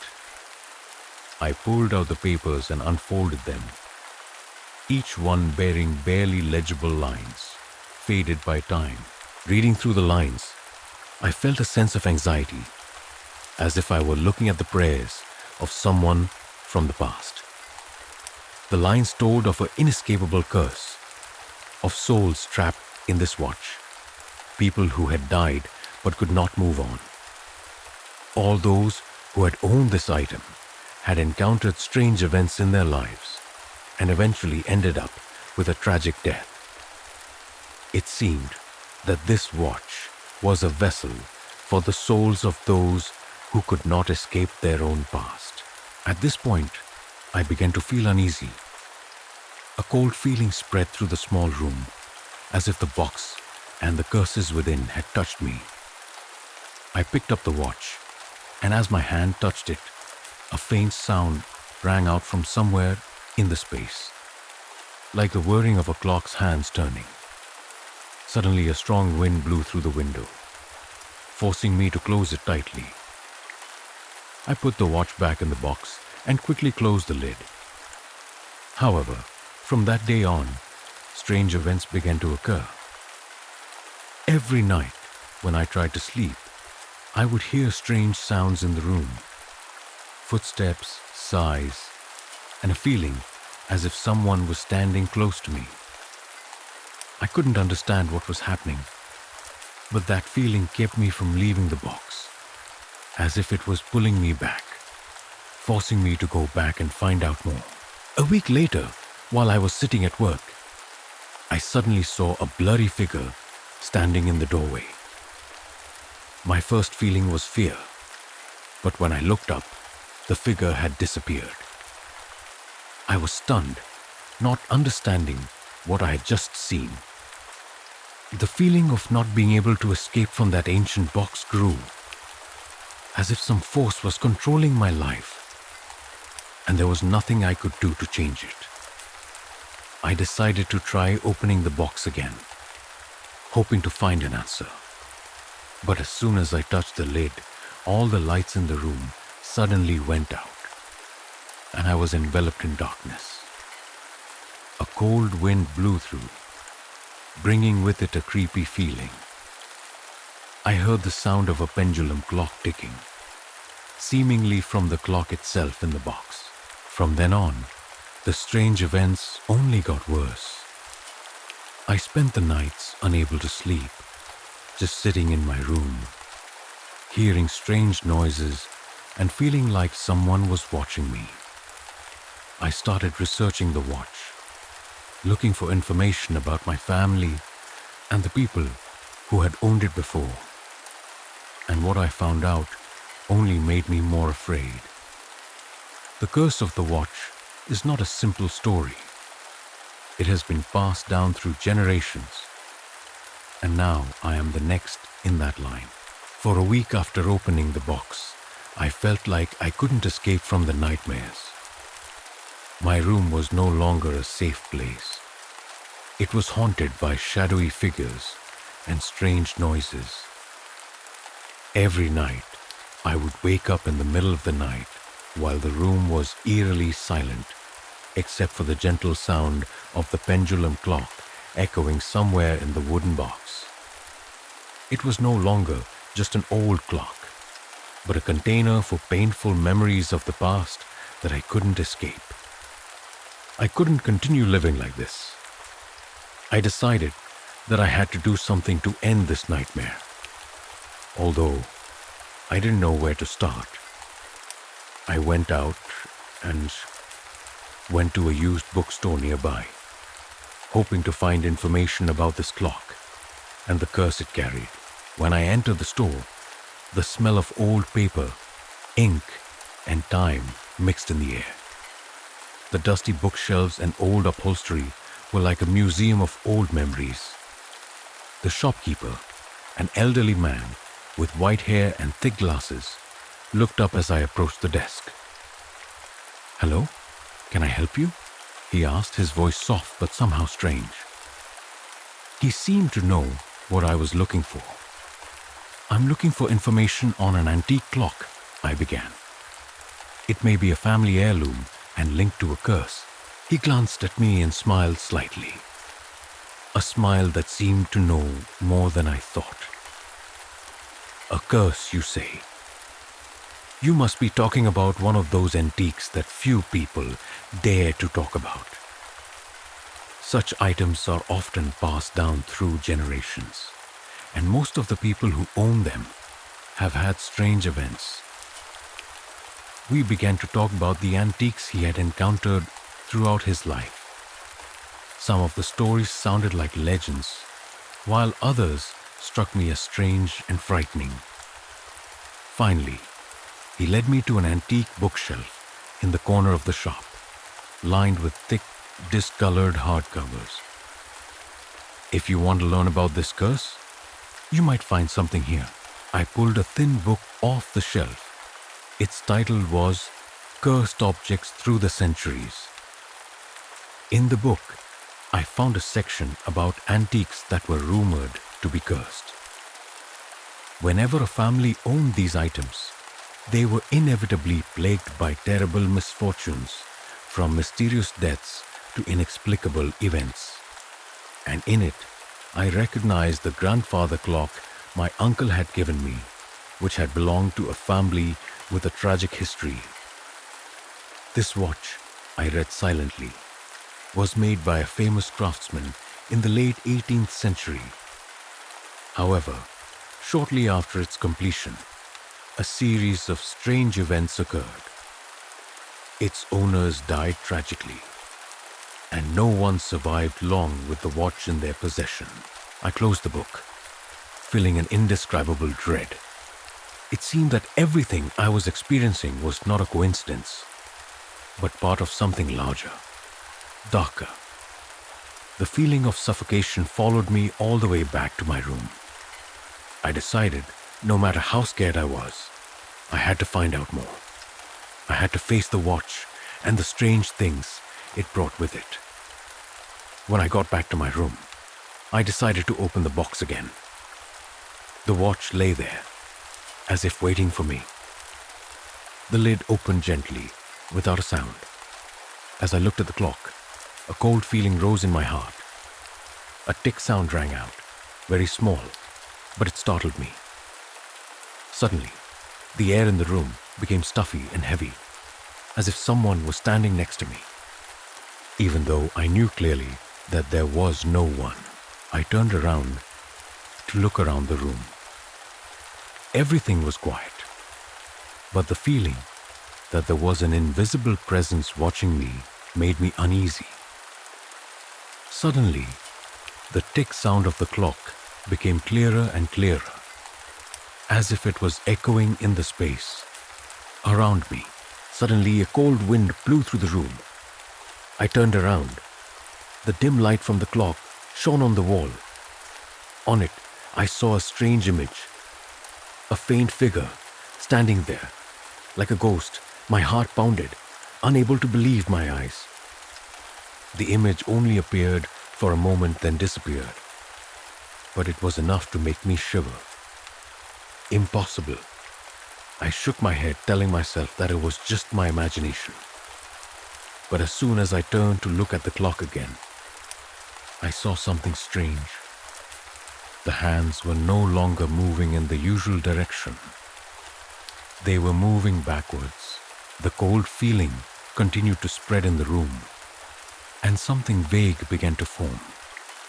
I tried to stand up, but my body felt like it was being held down by someone, unable to move. The ticking of the clock became louder and louder, like an urgent call from another world. Suddenly, there was a knock on the door. I jumped, my legs stiffening. When I opened the door, no one was outside. But when I turned around, I noticed a piece of paper on the floor. I bent down to pick it up. On the paper were handwritten words, faded and old. Don't continue. Don't touch it anymore. The curse has begun. If you don't stop, you will never be free of it. I put the note down, feeling anxious. The warning had been clear, but now I had no choice but to find out the truth. The strange events were becoming more and more out of control, and I knew that I had fallen too deep into a game from which I could not retreat. The clock, that family heirloom, was now more than just a decoration in the room. It was a threat, a curse from which I could not escape, and I felt as if I was being drawn into a spiral with no way out. The strange feeling did not let me go. I could not sleep anymore. Every night, when the night fell, the room became quiet. I could feel the cold rays surrounding that wooden box, as if it was waiting for me to do something. The feeling of fear overwhelmed all my conscious thoughts, but I still could not stop thinking about it. The warning on that piece of paper kept repeating in my head, like an inescapable curse. I began to learn more about the clock and the people who had owned it. Finally, I found a strange note in an old book that I borrowed from a used bookstore. In it, there was a story related to a man named Victor Allen, who had lived in this house nearly a century ago. According to the note, Mr. Victor Allen was a passionate collector of antiques and had owned this pendulum clock. However, after buying it, he began to encounter strange events. Strange phenomena began to occur in his own house. One night, Mr. Victor disappeared without a trace. Neighbors said that they heard heavy breathing, footsteps, and the sound of a pendulum clock ticking all night long. I sat at my desk, staring at the book in my hand. a cold feeling suddenly rose, as if I was being watched from somewhere in this room. When I turned a few more pages in the book, I came across an old photo, a family scene. In the photo, I recognized the shape of a pendulum clock that was exactly like the one I owned. The scary thing was, in the photo, the man standing near the clock was my uncle, the one who gave me this box. But how could that be? My uncle could not be the person in that photo, because he died when I was very young. A chill ran down my spine. I couldn't stop turning the pages of the book, as if I was trying to find out something I didn't want to know.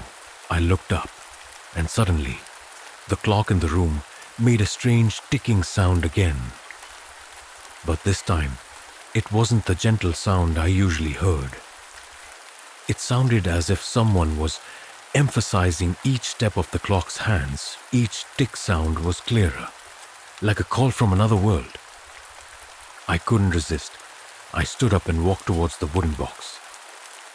When my hand touched the lid, a chill came to my bones. I opened the box, and immediately, the air in the room became heavy, as if something was filling the space. The clock in the box was still unchanged, but when I looked closer, I noticed something strange. The clock's hands were no longer moving. It stood still, as if time had stopped. Suddenly, I heard light footsteps outside the door. The sound seemed to be getting closer, each step making a clearer sound. I turned around in confusion, but there was no one. I looked at the clock again, and then I suddenly realized something strange. As soon as I turned away, the clock started running again, and the ticking sound was heard as if nothing had happened. My eyes widened, unable to believe what was happening. I ran to the door, checked but still saw no one. The atmosphere in the room seemed to be more eerie, heavier. Everything was controlled by an invisible force. I decided to call Sarah, a close friend from college, the person I trusted the most, to tell her about these strange events. Sarah was the only person I could confide in without fear of being laughed at. She picked up the phone and immediately offered to visit me. After only about 30 minutes, Sarah was there. As she entered the room, she immediately sensed the strange atmosphere around her. "You're not kidding, are you?" Sarah asked, her eyes darting around the room. "Do you think I'm being watched?" I nodded, the feeling of dread still lingering in my heart. "There's something wrong here. Do you feel it? The feeling that someone is standing near me?" Sarah sat down next to me and looked at the watch in the box. She began to feel a cold aura emanating from it. "I feel like there's something bigger than us here. Objects like this are never just objects. They carry stories, curses." Just then, the watch suddenly let out a loud tick-tock sound, and we both jumped. Sarah turned to look at me, her face pale, as if she too sensed that something very bad was about to happen. "What should we do?" Sarah asked, her voice trembling. "Have you read the history of this watch?" I nodded, recounting what I had read and discovered. "It seems like this item contains something very scary. The people who owned it before have all died mysteriously." Sarah said nothing more, but I could see that she was thinking deeply. Finally, she spoke. "You need to stop. Don't touch it anymore. We better find a way to get it out of here, away from whatever it's doing." I didn't know what to do next. Only that I was trapped in a story I couldn't escape. These bizarre events weren't just a joke or my imagination. They were what I was living, and I couldn't face them alone. That feeling that an invisible force was controlling me, directing my every move, made me panic. I knew one thing for sure. This watch was more than just an antique. It was part of something dark, and I had not yet seen the full horror of it. This story I could not avoid. Story 6. The Cursed Well.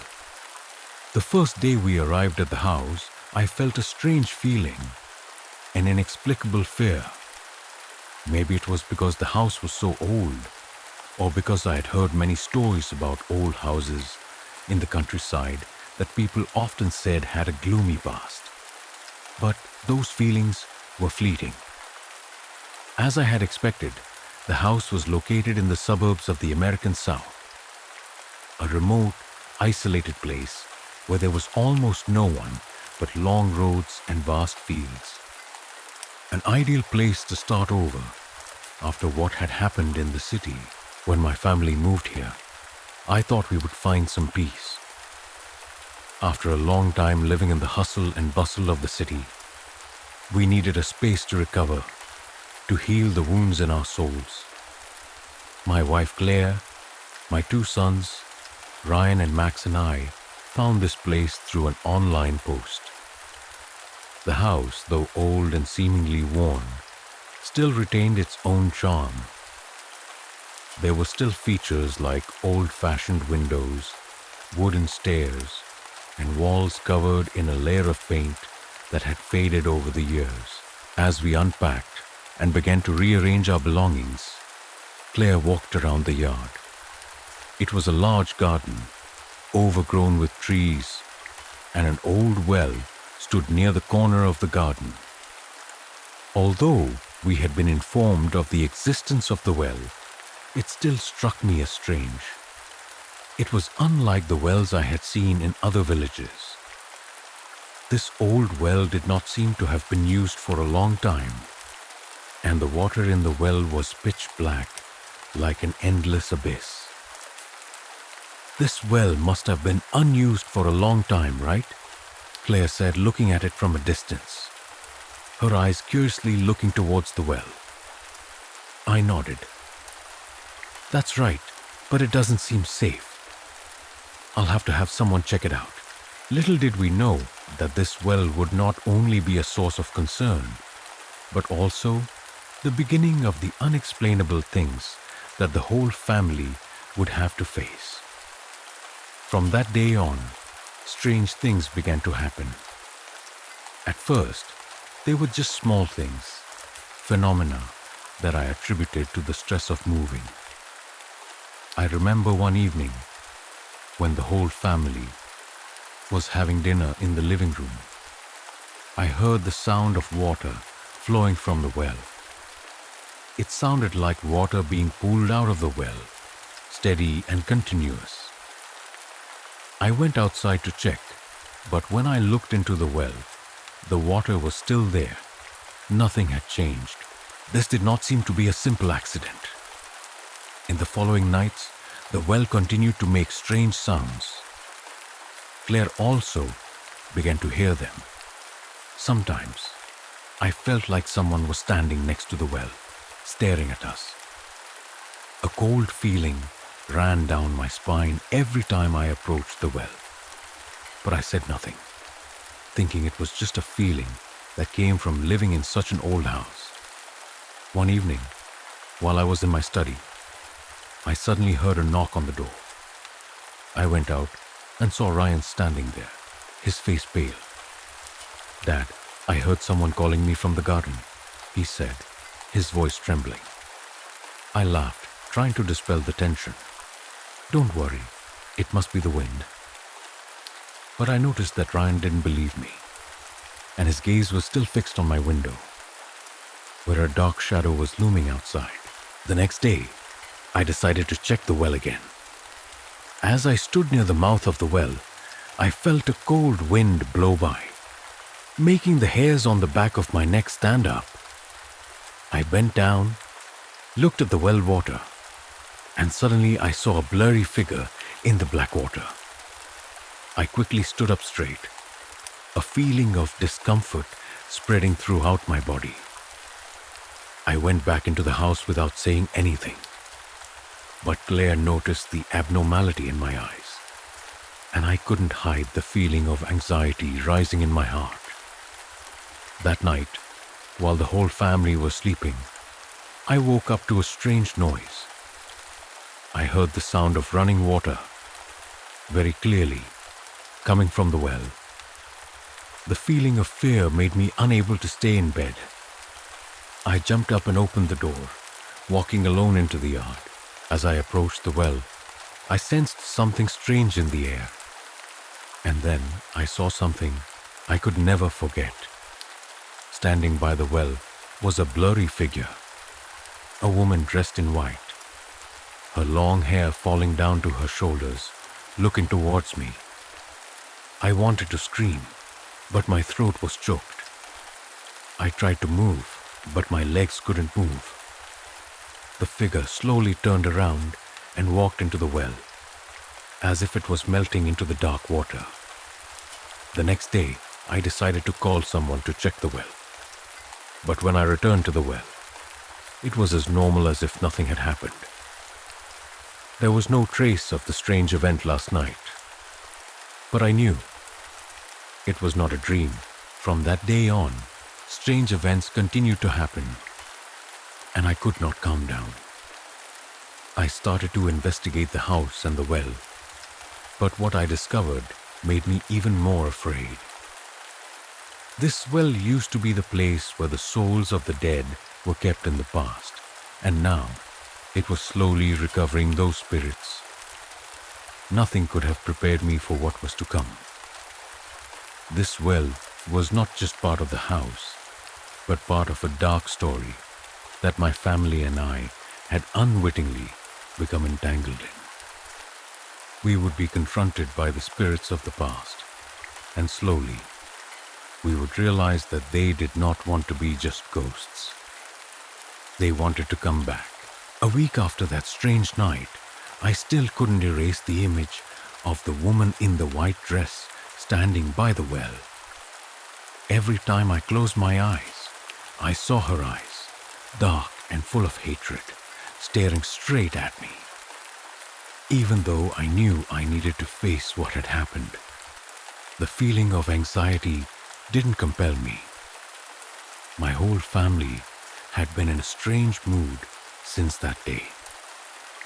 Claire had also started to sense that something was wrong, but she wouldn't say anything. Just kept asking me if I was okay. I decided to do something to erase these strange feelings. That day, I called a local shaman, someone I had heard could help exorcise supernatural forces. His name was Gabriel, an old man, the only shaman in the area. He was said to have the ability to communicate with spirits, and I couldn't think of anyone else who could help us at this time. When Mr. Gabriel arrived, I took him out into the yard where the well was. He didn't say anything the whole way, just walked slowly, holding a small bag in his hand. When he got close to the well, he stopped and looked into it for a few minutes, his eyes as if searching for something in the darkness of the water. We stood in silence. No one spoke. When he turned back to look at me, his face had become solemn. "This well," he said in a low voice, "is not an ordinary well. This is where the souls of the dead are imprisoned, where they cannot find peace. Whenever someone comes near, they sense it, and they try to pull that person down to replace them." I felt a chill run down my spine. Every word he said seemed to pierce deep into my mind. I asked, my voice trembling, "So, how do we escape this curse?" Gabriel was silent for a moment, then replied, "There is only one way to release those souls, but not everyone can do it. We need a volunteer soul to replace them." Those words made me tremble. Souls cannot escape unless someone else takes their place. I looked at him, not knowing how to react. But before I could say anything more, Gabriel began the ceremony.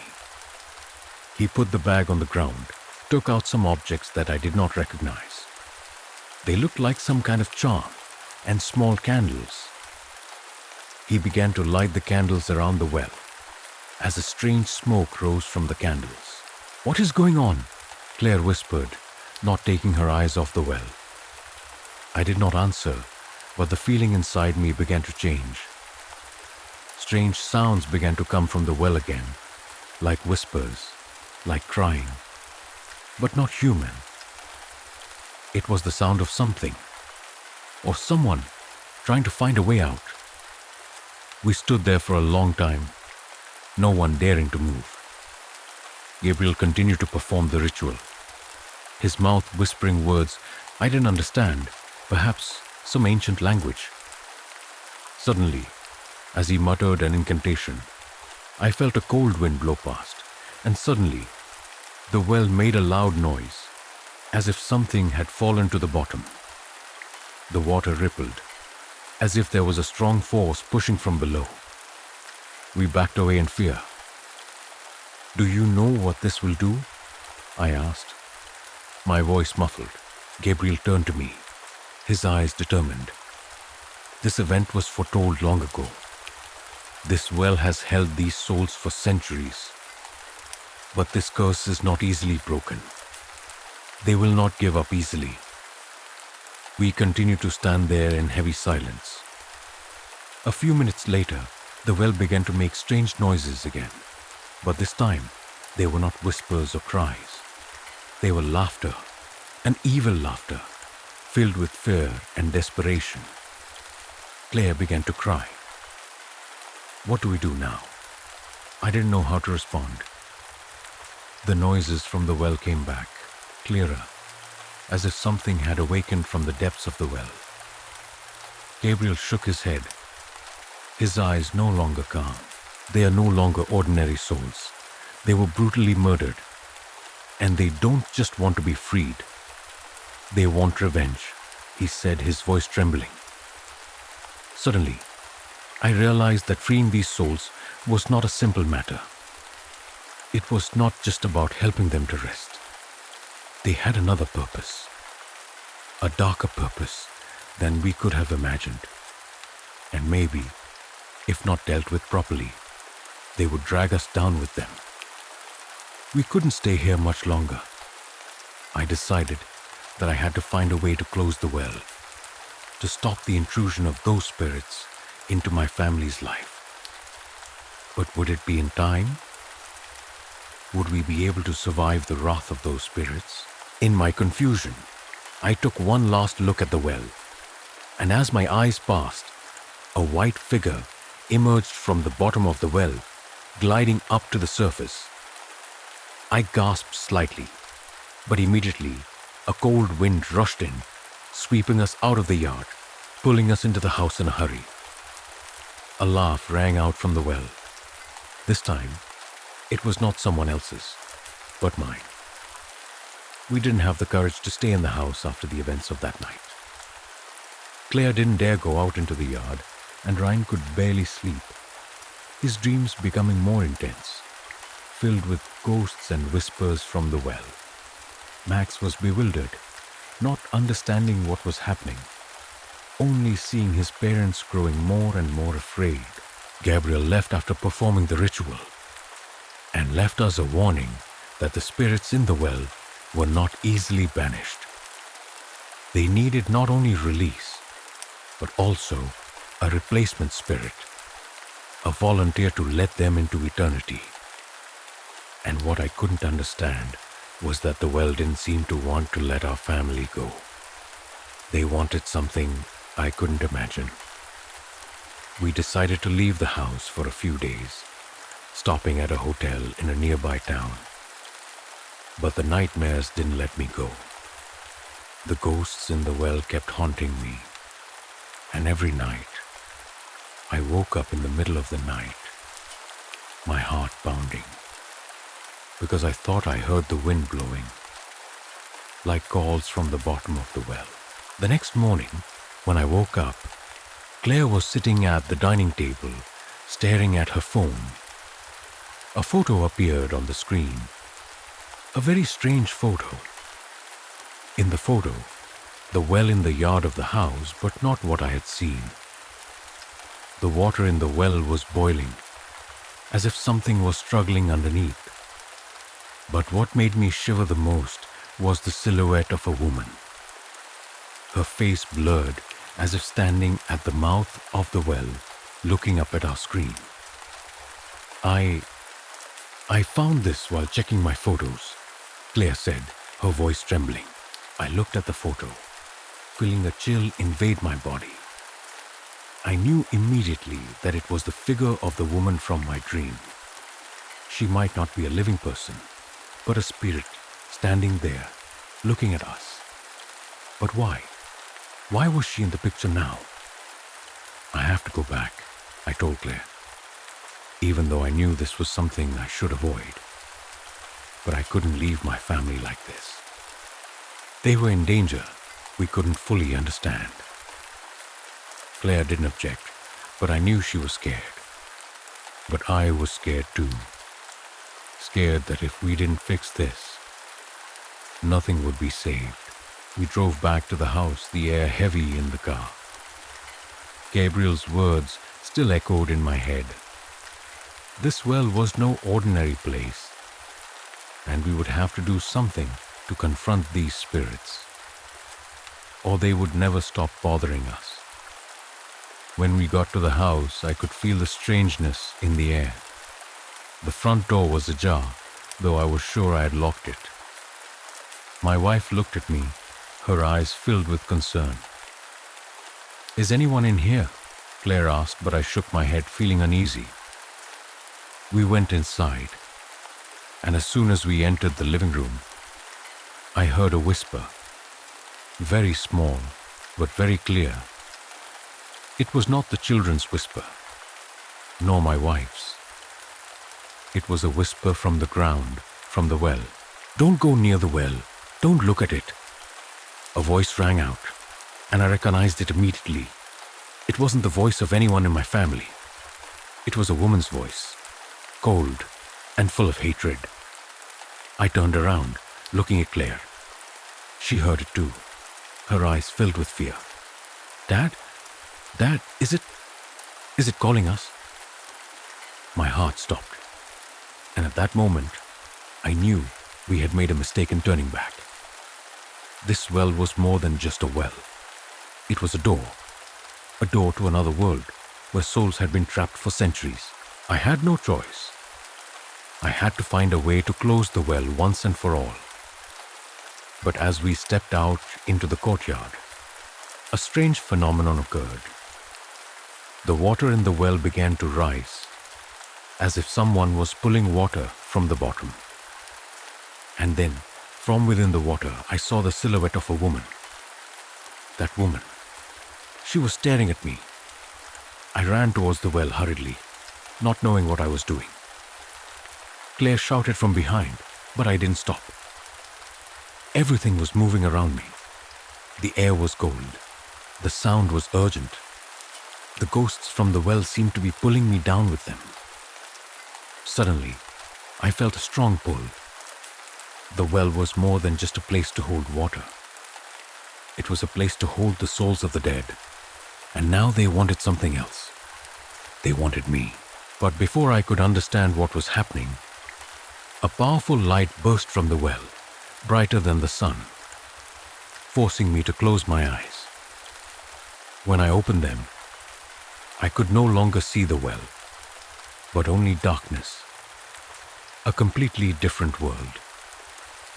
We had been swept into a world I never thought I would enter. Claire stood beside me, holding my hand tightly. "Dad, what do we do now?" "Free these souls," I said firmly, "or we will never be able to leave." These souls did not just want freedom. They wanted to live again, and they needed a replacement. At this moment, I realized that my family and I were the ones who would pay for the crimes that had occurred centuries ago. The well had become a place where an eternal door had opened, and now I had to find a way to close it, not only to save us, but also to free these souls. from their endless pain. Story 7. Decoding the Mystery of the Haunted House. The house I had just moved into was on the outskirts of a small town in the north of the United States. It had been there for a long time, I guess since the early 20th century. The walls were old, the windows were cloudy, and the roof tiles had faded from the heat of the long summers. But what made me decide to buy it was its ancient beauty and reasonable price. After my divorce, I needed a place to start over, and this house, although not perfect, gave me the sense of peace I was looking for. The first day, when I walked into this house, I felt like I had done the right thing. The house was big enough to give me my own space, and cozy enough that I didn't feel lonely. However, there was one thing I couldn't explain: whispering. At night, when everything was quiet, I heard vague sounds, like very small, very soft voices. I thought it must be because I was too tired, or maybe it was the mice in the house. But as the whispering grew louder, I began to feel uneasy. I tried to convince myself that it was just the wind or the natural noises of the house as it changed with the temperature. But when I woke up in the middle of the night to check on the house, I realized that the sounds were not wind or wall noises. There was a rhythm, a distance between words, as if someone was talking in the dark. One night, I couldn't stand it anymore. After the whispering started again, I decided to look for the source. It was late at night. The house was dark. I got out of bed, put on my robe, and walked quietly down the hallway. Everything was quiet, except for the sound of my footsteps on the old wooden floor. The whispering continued, this time more clearly than ever. I stopped at the living room door, where the sound seemed to be coming from. For a long time, all I could hear was my breathing and the cold wind blowing through the cracks in the window. But then, as I stood still, silent, I heard a voice clearly, low, as if someone was standing right next to me. "Help me." I was startled, unable to breathe. The words were clear, but very weak, as if strangled by some force. The cold feeling from the air surrounding me made me not dare to move. My throat was tight, unable to make any sound. "Run! Don't come any closer." Once again, the voice spoke, but this time it seemed to be warning me. These words repeated, each time louder, as if the voice was trying to make me understand that I shouldn't be here. I took a step back, my heart beating faster. But then, I heard something else. A soft sound, like footsteps, but not mine. A creaking sound came from the end of the hallway, where the room was dark and I didn't dare to approach. The door to the room suddenly opened, and a blurry figure appeared in the dark space. I couldn't see clearly, but I felt someone there.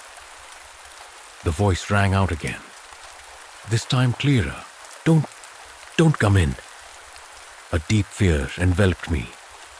I couldn't move, just stood there, looking into the darkness, trying to understand what was happening. The shadow began to move towards me. Not a person, not a human shape, but something vague, elusive. I turned and ran up the stairs, not daring to look back. When I returned to the bedroom, I locked the door and sat down on the bed, my mind spinning. I couldn't explain what I had just seen and heard. Was I imagining it all? Or was something really going on in this house? Just when I thought I could go back to sleep, the whispering came from outside the room again. Not safe. Not safe.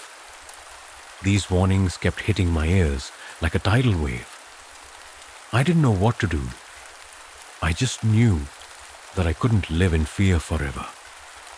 I needed to find out the source of these whispers. The next day, I decided to search for information about the house, hoping to solve these mysteries. But I couldn't have imagined that the more I searched, the more terrifying things I discovered. The shadow in the night wasn't the only thing haunting this house. I found an old notebook in the house's storage room with faint, unclear handwriting. In it were recorded stories about the people who had lived here before me, those who had mysteriously disappeared, strange warnings about shadows and whispers. As each day passed, the whispering became clearer. They were no longer just the wind or the noises of the house. They were a warning, something trying to remind me that I was not alone. The shadow in the night was still watching me, and I knew that I had to find out the truth before it was too late. But what was lurking in that darkness? And did I have the strength to face it? The questions kept swirling around in my head. But I knew one thing for sure. I wouldn't be able to live peacefully without finding the answers. The next day, I couldn't sleep. The shadow in the night was still there in my mind, as clear as if it was standing right outside my bedroom door. The whispers kept ringing in my head. It's not safe. It's not safe. The voice, low and anxious, seemed to be begging me to leave. But I knew I couldn't. I couldn't run away from this fear. So, I decided to do the thing I knew would change everything. I had to find out about this house, about what had happened before I came here. I couldn't live in this uncertain fear. If there was something out there in the darkness, I had to face it. I needed to know the truth. I got out of bed, determined not to let fear get the best of me again. I put on some comfortable clothes and walked downstairs, straight to the closet. That's where I'd found the old notebook, where the secrets had begun to unfold. This time, I wanted to find more information. Maybe an old letter or some object that would point me to the truth. The storage room was dark. A musty, dusty smell filled the air. Old boxes were piled up, and I had to pick them up one by one to search. I opened a wooden box, filled with objects of unknown origin, unnamed, but all marked by time. A broken glass vase, wrinkled cloths, an antique toothbrush, and an old notebook. This notebook was not the same as the one I found yesterday. It was thicker, with a hard cover, a light brown color, faded with age. When opened, the words inside were still quite clear, although it seemed like the writer had tried to hide something. The first words were from a woman, probably the previous owner of this house. I read the first few sentences. Sweat began to form on my forehead. This house has changed. There have been inexplicable things. Whispers, shadows, moving between the walls. I began to feel like I was not the only one living here. A chill ran down my spine. I continued reading. My hands began to tremble. This woman, she had heard the same whispers as I had. She had sensed an inexplicable presence in this house. And like me, she had also been unable to find an explanation. One night, I decided to go into the basement. I couldn't stand it anymore. The strange sounds, the shadows grew clearer. I heard footsteps, but no one was there. The doors in the house opened strangely, as if someone was waiting for me. Footsteps, doors opening by themselves. That sounded like what I had experienced. But unlike me, the woman in the book went into the basement. She dared to face it. And that seemed to be the turning point for everything. The last paragraph of the book read, "I can't explain it anymore. Something in this house has awakened. I feel like I'm being watched all the time, and I can't shake that feeling. If anyone finds this book, Leave before it's too late. I closed the book, my heart heavy. Those last words, those warnings, they were the words of someone who had gone through the same fear as me, and maybe worse. But I couldn't leave. I had to go on, to make sense of it all. At that moment, I heard a knock on the door. I jumped, my heart pounding. Who would be knocking at this hour? There was no one else in this house but me. I stood up, walked to the window, and looked out. No one. The darkness was thick, no lights, no cars. A feeling of insecurity filled me. I went down the stairs, walking softly towards the door. When I opened it, there was no one there. There was only one thing, a small piece of paper, folded, lying on the floor. I bent down to pick it up, and when I opened it, I could hardly breathe. Stop looking. It saw you. You can't escape. An invisible fear took hold of me. Who left this piece of paper? And what do they know about me? A cold feeling rose from head to toe.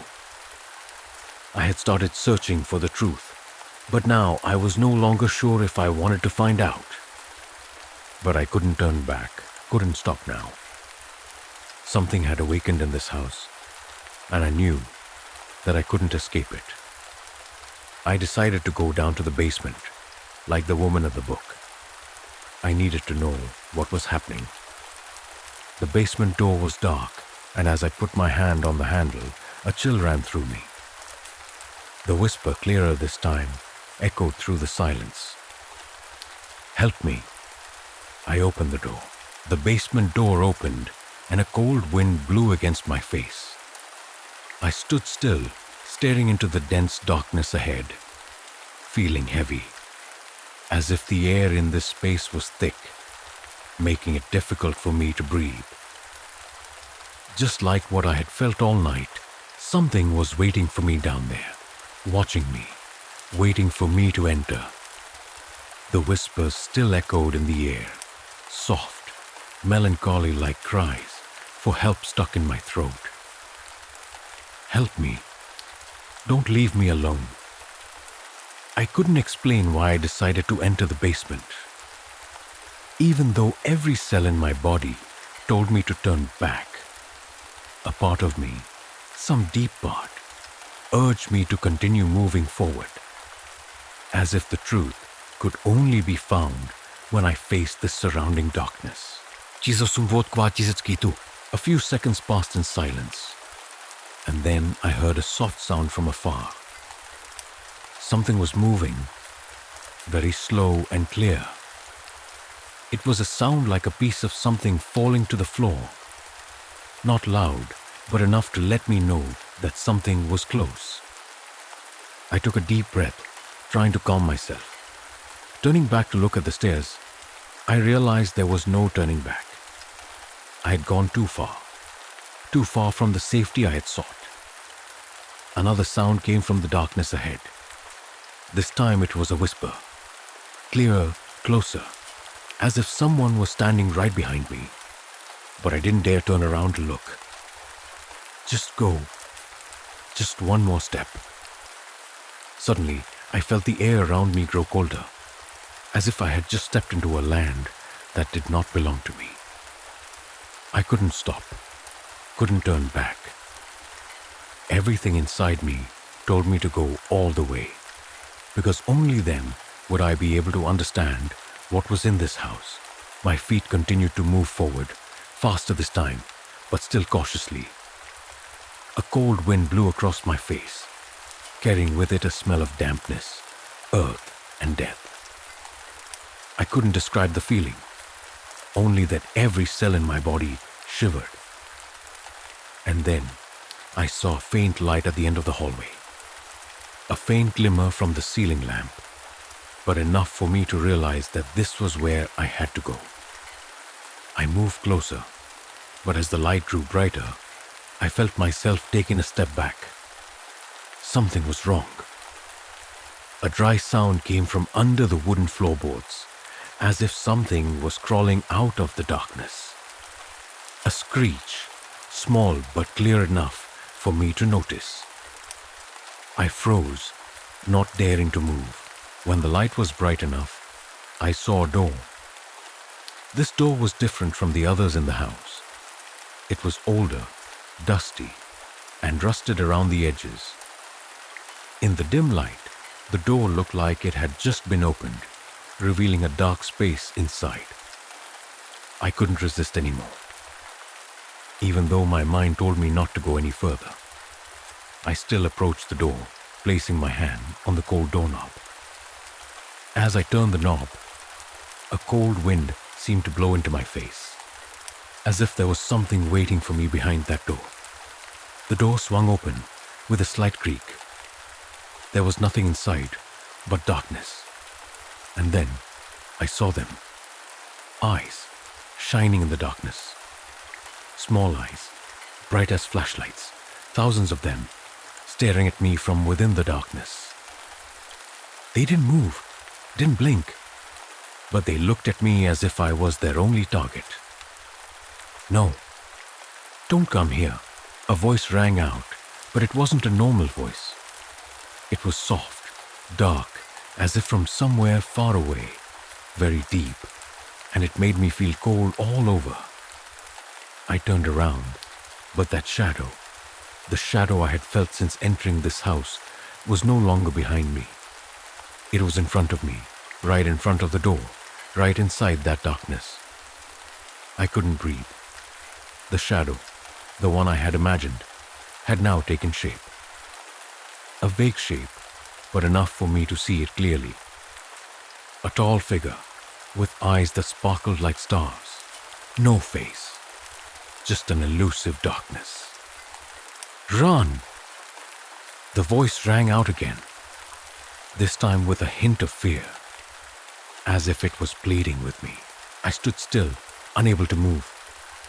That shadow, the shadow that I couldn't explain, was now standing right in front of me, looking at me with eyes filled with strangeness, filled with despair. I can't run. There's only one choice left. I have to face it. I stood there, unable to move, my hands still gripping the doorknob, my heart pounding in my chest. That shadow, the shadow I had sensed the first time I entered this house, was now clearly visible before me. It stood still, not moving, only its eyes shining brightly, like lifeless stars in the darkness. It said nothing, but that look, the way it watched me, as if waiting for me to do something, it felt like there was an invisible pull that kept me from turning back. A presence, not of a person, but of something inexplicable. The whispers still echoed in the space, fading and then growing, constantly reminding me that I shouldn't be here, but I couldn't leave. A part of me told me to move forward, to discover the truth. I couldn't bear this fear forever. Some part of me believed that I had to face that shadow to free myself from this nightmare. So I stepped in. The light from the weak flashlight I held in my hand gradually dimmed as I entered the dark space. The darkness immediately swallowed me, enveloping everything. The space around me became eerily quiet. There was nothing but the gloomy sounds of whispers and the cold wind blowing past me in gusts. I couldn't breathe. My footsteps echoed in the silence, like a knock on the invisible space. As I approached, the iron door closed behind me, and all the lights in the room went out. I sat down and tried to catch my breath. A very strange feeling took over me, as if I was trapped in an inescapable place, where darkness dominated everything. I tried to find something to do, but there was nothing but darkness. And then, I felt it. A faint sound from afar. Strange, heavy, as if something were approaching. That feeling, something, moving in the darkness, but not clearly visible. It came closer and closer, I stood up, my eyes scanning the dim space. The whispers now had turned into clearer warnings, as if some force was trying to control me. Not, not here. With each step, the air grew colder, heavier, and then the shadow appeared again, this time clearer, not vague anymore. It stepped out of the darkness, a tall, indistinct shape, but still palpable as it approached. The voice rang out again, this time close, right next to my ear. You can't escape. My legs froze, unable to move. The shadow stepped right in front of me. It said nothing, just stood there, so close that I could feel its coldness, as if it were invading me. A cold wind blew past me. Not wind, but its breath. I couldn't retreat. There was nowhere to run. Part of me knew that maybe this was the time I had to face it, or I would never escape this clinging. Don't be afraid. The voice rang out, softer, as if to comfort me. But in that comfort was an indescribable danger. Just step in, and it will all be over. I had no choice.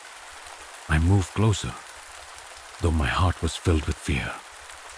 Every step I took felt like I was stepping into a bottomless abyss. The shadow stood still, not moving, but I could feel it sucking me in, pulling me into it. I walked on, and then, as I stepped into the darkness, everything went completely dark. It felt like time had stopped, like I had been pulled into a space beyond my control. And when I looked back, I saw nothing but a blur, and the shadow standing there, unmoving, unchanging. A sound rang out, but this time, it was not a whisper, but a cold sound, like the sound of bones breaking. And then, I felt something suddenly tighten around my neck. Unable to breathe, unable to move. That was when I realized that I had gone too far. That shadow now was more than just an invisible darkness. It had taken shape, had taken me, swallowed me. Something cold, heavy, like a shadow that could never leave me again. I could not resist, could do nothing to escape it. And then, as the last light in my mind went out, I was no longer aware of anything. Story 8. Footprints of the Devil. My name is Ryan, and I live alone in an old apartment in the suburbs of Boston. After my divorce, I decided to move out of what used to be my home and find a new place to start over. My apartment is on the 3rd floor of an old building. The plaster walls are faded. The pipes often make strange noises in the middle of the night. But for me, everything is fine. The rent is not too high, and there's enough space for me to live and work. However, I did not know that this place would become a nightmare that I will never forget. The first day I moved in, everything went as usual. I cleaned, arranged my belongings, and sat down to write a few emails to get some work done. My room looked out onto a quiet street, not too crowded, but not too isolated. Everything was peaceful, but that was before the strange footprints started to appear. Every morning, I woke up and got out of bed. It was a routine I had been doing for years, nothing special.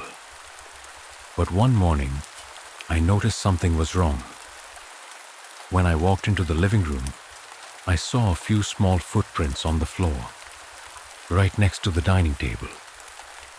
They looked like someone had walked by, but they didn't match any shoes I owned. The footprints were small, as if someone wasn't wearing shoes. They led from the door to the living room, to the middle of the room, then back to the door. I stood there, a little confused, thinking that maybe I had done something wrong yesterday. Maybe I had forgotten to clean, or someone had come by, and I hadn't noticed. But the unsettling feeling had set in, as if something was watching me, even though I lived alone. The next morning, when I woke up, I saw the footprints again. They were still there, stretching from the door to the middle of the room. And this time, they seemed even more distinct. I knelt down, ran my hand over the floor, and felt a slight dampness, as if someone had just walked through it. I began to panic, wondering if someone had entered my apartment during the night without my knowledge. To be sure, I checked the windows and doors. They were all locked, and I couldn't remember leaving the key behind or leaving the door open. So who could have been there? I couldn't think of a logical explanation, but I tried to ignore it. For the next week, I just went about my business and didn't think much about the footprints. However, the feeling of anxiety didn't go away. And then one night, as I sat in the living room working, I heard a strange noise, a soft noise, like something moving in the room. My heart beat faster, and I turned around, but saw nothing. I told myself it was probably just the old plumbing in the building. But no, something inside me made it impossible to ignore. When I got up and went to the bedroom, I suddenly realized that this time, the footprints did not only appear in the morning, but also continued throughout the night. I returned to the living room and looked down at the floor. A series of strange footprints appeared again, and they did not stop at the living room. The footprints extended all the way up to my bedroom door and stopped right in front of it. It was as if someone was standing right outside. I felt cold. My heart pounded, and I began to have unpleasant thoughts. It might have been my imagination, but I could not deny that those traces could not have appeared so naturally. I checked the security cameras in the apartment, but they did not record any unusual signs. This apartment seemed to have been overlooked by anyone other than me. I could not understand. The next day, I decided to leave the apartment for the weekend to get some fresh air. When I returned, I felt that everything was normal. No footprints, no strange noises. I thought I was just stressed, but when I opened the bedroom door, a cold feeling rushed over me, and I saw something I could never forget. A fresh, wet footprint had formed on the floor, stretching from the door to the bed. It was not the footprint of anyone I knew. I couldn't explain it anymore. What was going on here? What were these footprints? Who had entered my apartment without me knowing? And why did it feel like I was being watched? Every night, I felt something silently watching me from somewhere in the darkness. Those strange footprints weren't just stains. They were signs of something unexplainable. Maybe this apartment wasn't where I was supposed to be. But I had spent more than half my life starting over, finding a safe place. Now, I didn't know what to do. One thing was certain.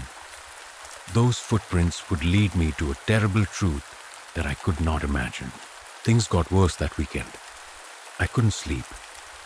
Every time I closed my eyes, those footprints appeared before my eyes. Each step, each mark imprinted on the floor, as if someone was walking around the apartment without my knowing. The air in the apartment became heavy, uncomfortable.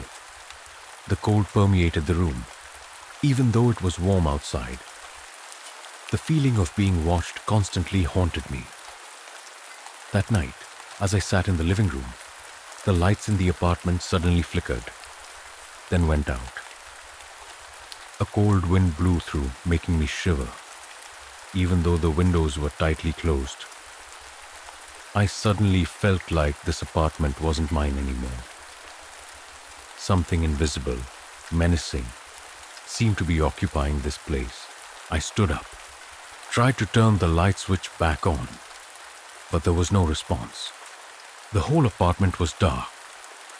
I turned around, looked into the bedroom, and then a soft sound rang out, like a sigh from inside. I couldn't understand it, but I was sure it wasn't my imagination. That feeling, that uncomfortable silence, seemed to be enveloping me. With only the dim light from the single nightlight left, I decided to go into the room to check. Every step I took on the floor seemed to echo loudly in the quiet room. I didn't dare turn on the main light. The feeling of fear still tormented me. As I entered the bedroom, I saw something unbelievable. Those footprints. This time they were no longer just faint traces. They were clear and fresh, as if someone had just entered the room. Those bare feet were imprinted on the carpet, stretching from the door to my bed. But strangely, they didn't stop there. Those footprints stretched all the way up to the head of the bed and stopped right next to me, where I was standing, as if someone had been standing right behind me. I turned around, gasping for breath, feeling like someone was standing there, right next to me. But there was nothing, just a dark room and endless darkness. I could do nothing but quickly walk out of the room and close the door. That feeling still did not leave me. It haunted me in every sleep, in every waking moment in the middle of the night. I could not understand why those traces kept appearing. What did they mean? Who left them? And why did they never disappear? The next morning I went to work as usual, trying not to think about those footprints. But the tension inside me grew. I could not forget the cold feeling in my apartment, the nameless threat that was always present in every corner. That day, I decided to meet an old friend of mine, Luke, for advice. Luke was a rather practical person. He always had a calm way of looking at things. I told him about what had happened in the apartment.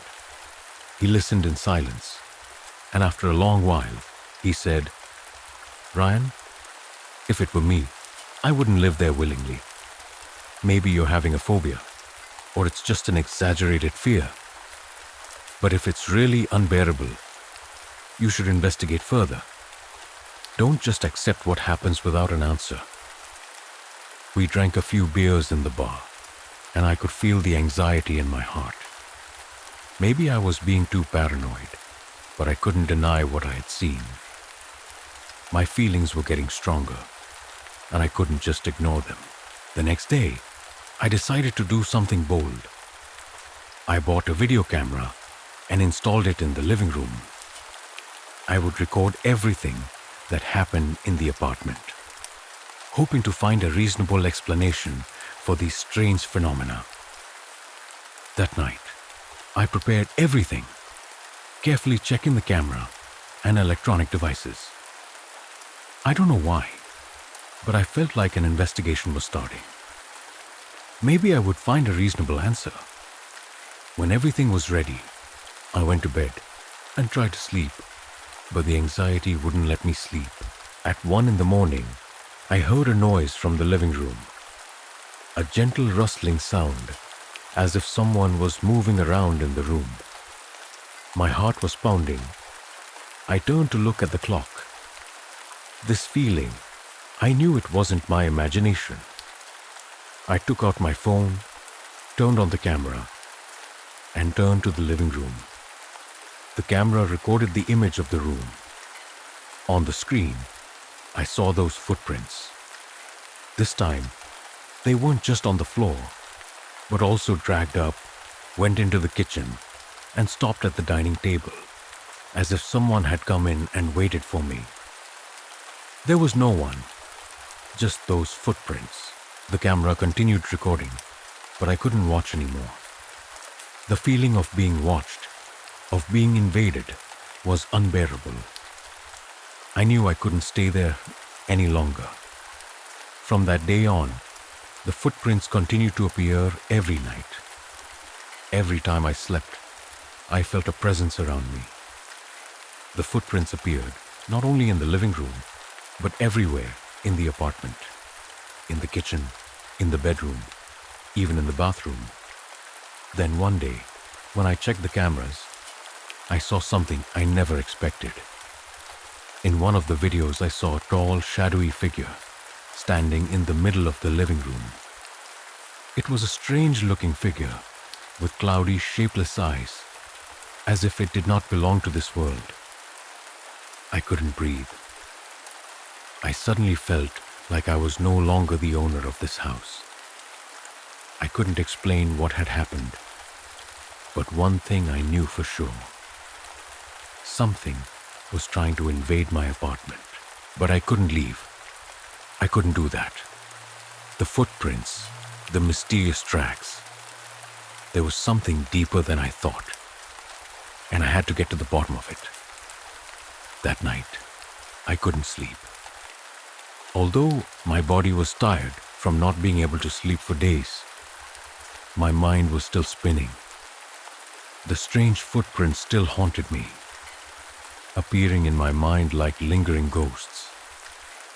I decided to find out the truth, to face it. I couldn't live in fear like this forever. Early the next afternoon, I decided to see an old friend, Paul. He was a private detective, specializing in investigating strange, unexplained cases. A few years ago, I heard him tell me about the mysterious stories he had encountered, cases that science could not explain. Paul was a very rational person, but he also believed in things that could not be explained by conventional theories. When I told Paul about the strange footprints and the strange phenomena in the apartment, he listened without interrupting. His eyes followed me intently, as if he was searching for something in my story. After I finished, he was silent for a long time before speaking up. Brian, you may be experiencing a phenomenon called unseen apparitions. This is when there is a presence in a space, but it cannot be seen or sensed by the normal senses. The traces you see may be a sign of some existence, and it does not want you to stay in that apartment. But it is also possible that this is just another strange phenomenon that you need to explain. So what should I do? I asked, my voice filled with anxiety. Can you help me? Paul nodded, then stood up, walking to the desk in my living room. He took out a notebook and a pen, and quickly wrote down what I had just said. First, I will need to know the history of this apartment. Sometimes, strange phenomena are related to past events. If there is something that has not been resolved, it may return. I felt a chill run down my spine when he said that. Paul's words were a foreshadowing of what I was about to face. But I knew I couldn't hide forever. The next day, Paul and I went to the building where I was living.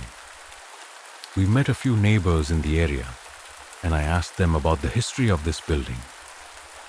One of the neighbors was Mr. Jenkins, an old man who had lived in this area for over 30 years.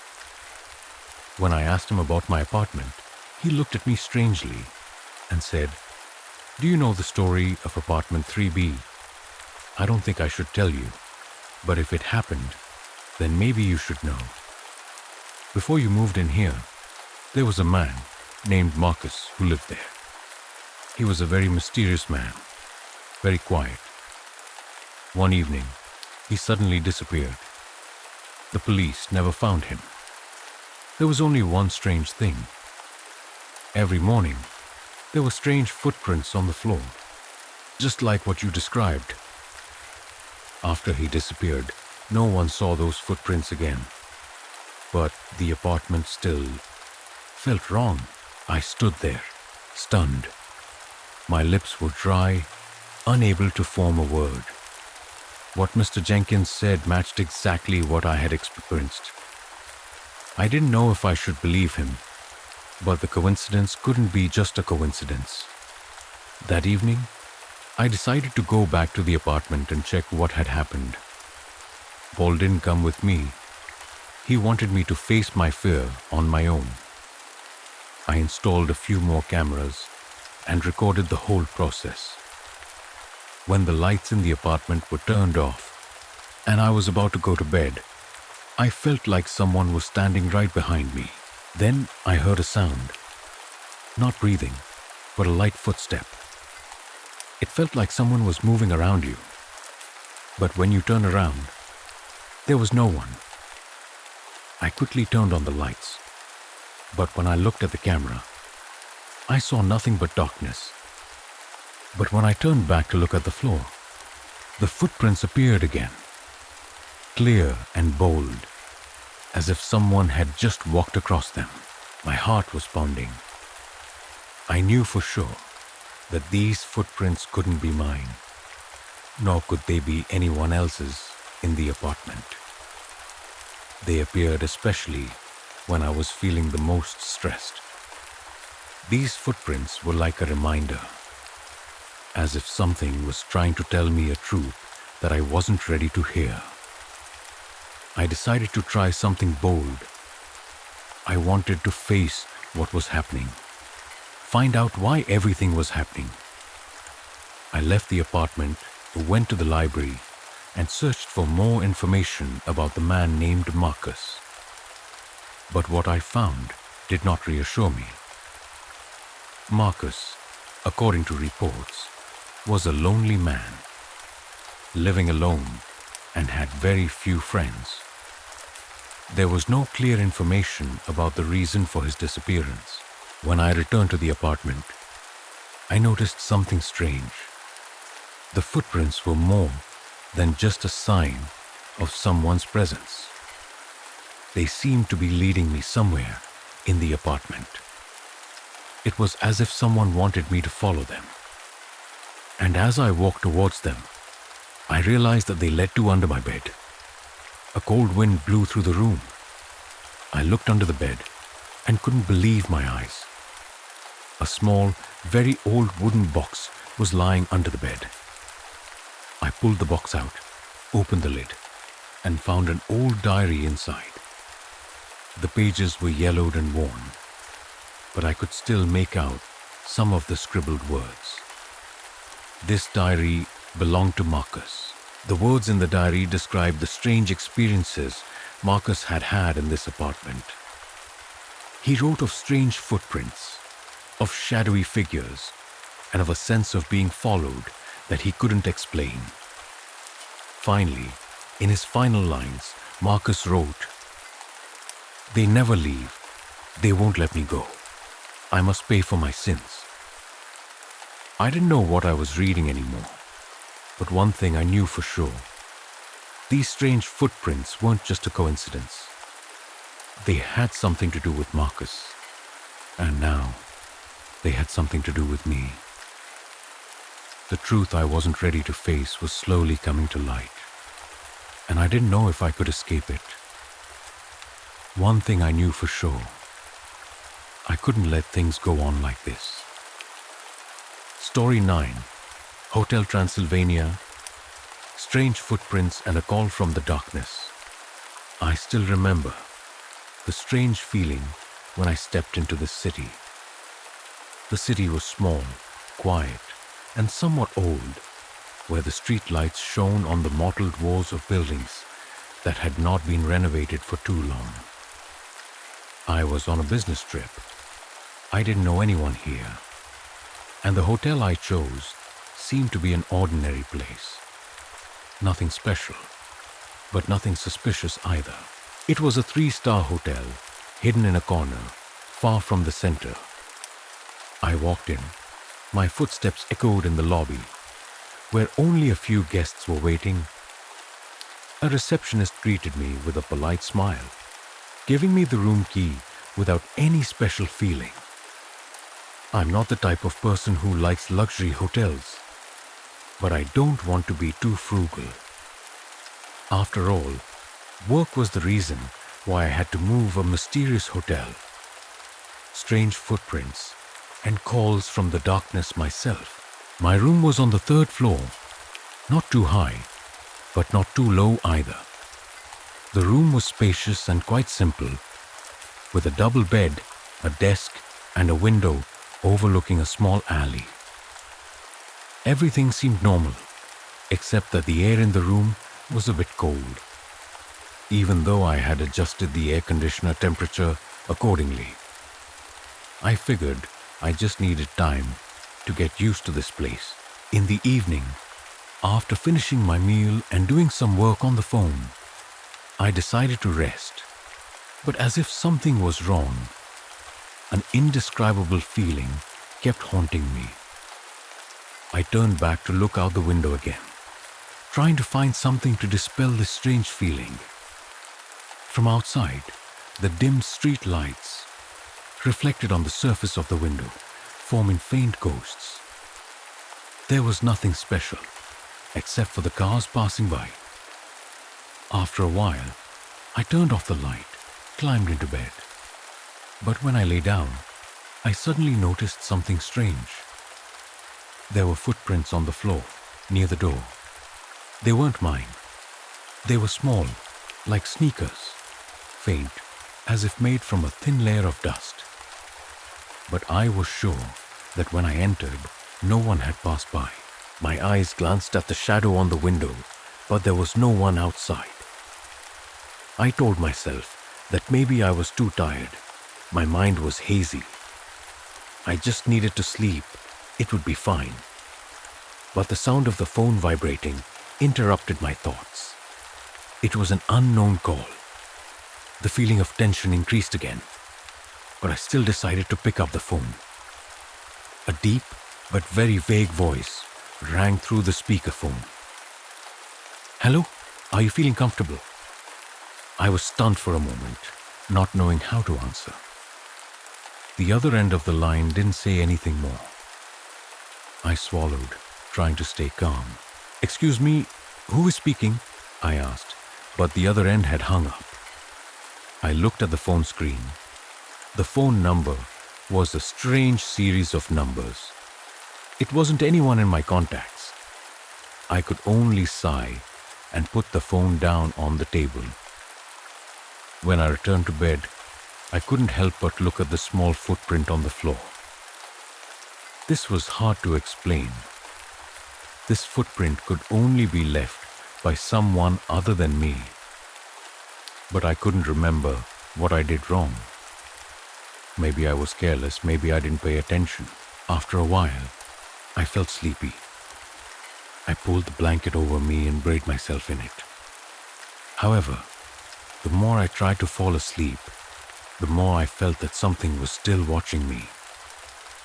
There was a figure, a strange feeling that made me unable to sleep. It wasn't until almost midnight that I woke up in a panic. I felt like someone was standing outside my room, very close, only a few steps away. The feeling that I couldn't quite describe, as if there was a cold gaze watching my every move. I stood up, walked to the window to look out. The street lights, the cars still passing by, but no one. A little peace of mind flooded in. I breathed a sigh of relief, but when I turned back, once again, the light from the room lamp that wasn't mine illuminated the entire room. I saw something had changed. On the table, my phone was not in the same place as before. It had been moved, placed a little off-center, as if someone had just taken it. At this moment, all the excuses I could think of were ignored. The feeling that I was being watched rose strongly, not just in this room, but throughout the hotel. Someone was watching me.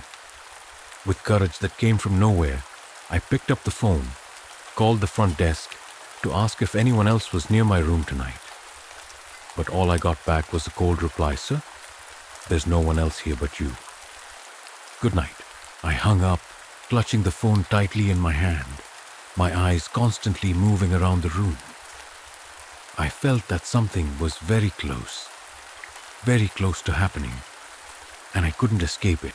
Surely I was being watched. I looked at the clock on the wall.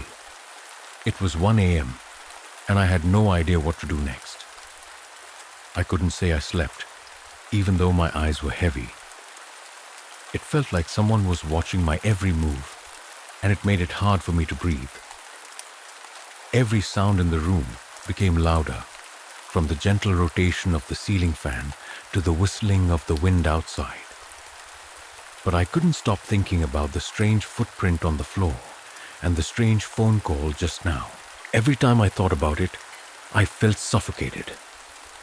How could this be explained? No one could enter the room without making a small noise. I suddenly remembered that when I entered the room, there was no sign of anything unusual. The door was locked tightly, with no trace of it having been opened before. Yet now that footprint was clearly present on the wooden floor. How could there be anyone else in the room besides me? No, it couldn't be. But that feeling kept haunting me, becoming clearer and stronger. I turned over on the bed, closed my eyes, and tried to forget the thoughts that surrounded me. But it didn't work. The feeling of someone watching me, as if their eyes were following my every move, did not lessen. As the clock in the room struck 1 in the morning, a soft, indistinct sound rang out. It was a knock on the door. A very soft knock, almost inaudible if you weren't paying attention. At first I thought I had misheard, but then it rang out again, clearer, like a warning. Now I couldn't pretend I hadn't heard it. I sat up in the darkness, trying not to make a sound. I looked toward the door, where the darkness seemed to be even thicker. Not a single light penetrated the crack. My heart pounded in my chest, each breath heavy. Every sense of mine was on edge, ready to deal with whatever was coming. I slowly walked towards the door, feeling fear weighing down on me with every step. My eyes never left the door as I gripped the handle, trying to calm myself down. I was about to open the door to see what was outside, but then I stopped. How could I open the door when I didn't know what was waiting for me behind? Could it be that the person who called earlier was standing there, just waiting for me to open the door? A cold feeling spread through my body as I placed my hand on the doorknob. Even though I didn't open the door, I could feel a presence out there. Someone was waiting for me. But who was it? A hotel employee? A stranger? Or someone watching me? Another knock sounded. This time it was clearer, stronger, as if urging me to act. I slowly let go of the door, deciding not to open it. The night was quiet, and the hotel was unusually quiet. There was no one in the hallway, just me, alone in this room. I went back to bed, but I couldn't calm down.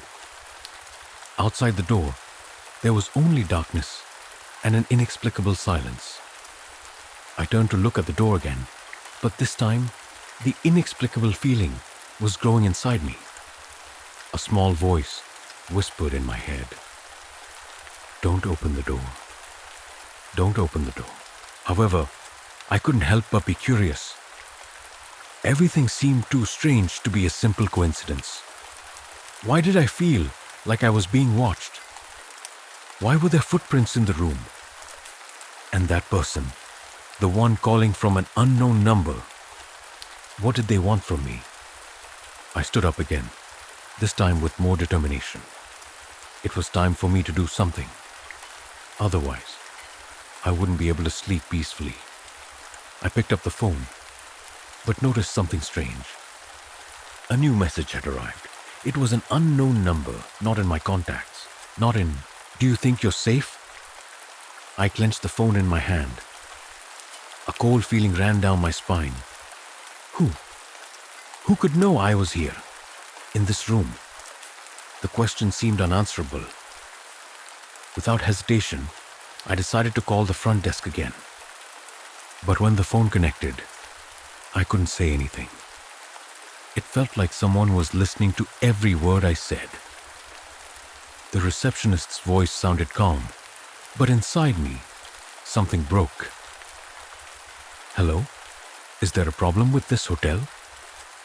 Her voice sounded as if nothing was wrong. Hello. I just heard a knock on my door, I began, trying to keep my voice calm. Is anyone out there? The receptionist was silent for a long time, then answered in a soft yet polite voice, Sir, there's no one in the hallway at this hour. All the guests have gone to their rooms. Do you need any assistance? I couldn't believe it. There was no one in the hallway? But why did I hear the knocking so clearly? I could only sigh in confusion. Hang up. I turned back to look at the door. Once again, the feeling of someone standing outside did not lessen.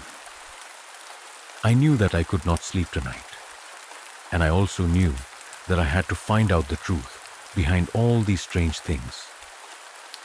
The night continued to pass, but nothing changed, and I began to feel that something bigger was slowly revealing itself. Someone was watching me. But who were they? Story 10. The horrible smile in the mirror. I'm not the type to be easily spooked. Honestly, I don't even believe in ghosts or the paranormal. But there are some things that just can't be explained in the usual way. And ever since that night, I haven't been able to look in a mirror without feeling my skin go cold. It started on a normal Friday night. I had just finished my shift at the clothing store in the Evergreen Mall. My shift was more tiring than usual. There were a lot of customers. My clothes were scattered everywhere, and I was almost exhausted. I just wanted to get home quickly, take a hot shower, and sleep for a long time. But before I went to the parking lot, I decided to go to the bathroom for a bit. The women's bathroom was on the 3rd floor near the food court. A fairly clean place, with few people around at this hour. When I walked in, there was no one inside except for the sound of water dripping from the sink. I went into a stall, closed the door, and did what I needed to do. When I was done, I washed my hands at the sink and glanced at the large mirror on the wall. I looked miserable. My eyes were dark, my hair a little messy from the day. I sighed, opening my bag to get my lip balm. But as I pulled my hand out, the small lipstick fell to the floor. Damn it. I bent down to pick it up, and at that moment, a feeling of unease rose within me. In the mirror, I saw myself, but not quite me.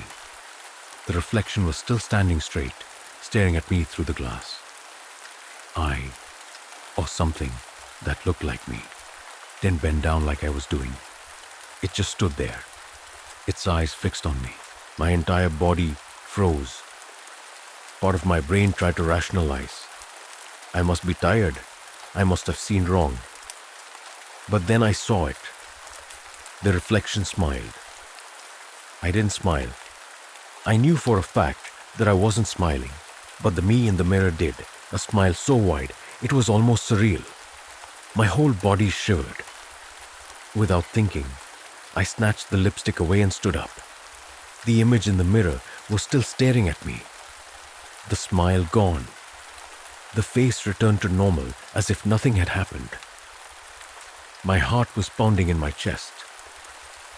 I turned on the faucet, washing my hands again just to calm myself down.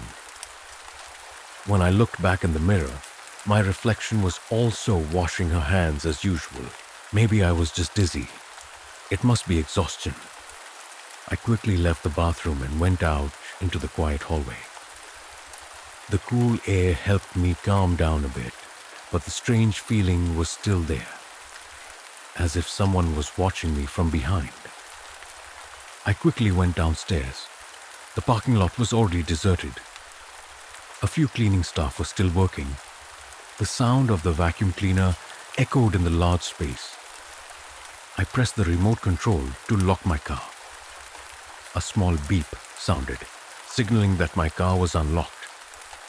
I quickened my pace, eager to get out of here.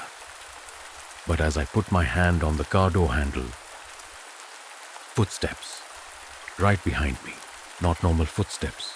They were soft, almost invisible, but I could feel them. I froze, not daring to turn around. I wasn't alone. Someone was standing right behind me. My fingers tightened around the car keys. I closed my eyes, trying to keep my breathing steady. If it was a real person, an attacker or a carjacker, I still had a chance to fight back. But what if it wasn't a person? I took a deep breath, mustering up the courage to turn around. No one was there. The parking lot was still empty, only a pale yellow light shining on the cement. But I knew something had been there. I could feel it. I shook my head, telling myself I was being paranoid. I opened the car door, climbed in, and locked it immediately. The car keys were shaking in my hand as I inserted them into the ignition and started the engine. The headlights came on. At that moment, a figure flashed across the rearview mirror. I screamed and slammed on the gas. My car shot forward, almost hitting a lamppost. I drove like crazy out of the parking lot, my heart pounding in my chest. I didn't really breathe until I was home. The doors were locked. The living room lights were on, but I still didn't feel safe. I threw my bag on the couch, went into the bathroom, and turned on the faucet to wash my face. The cold water sobered me up.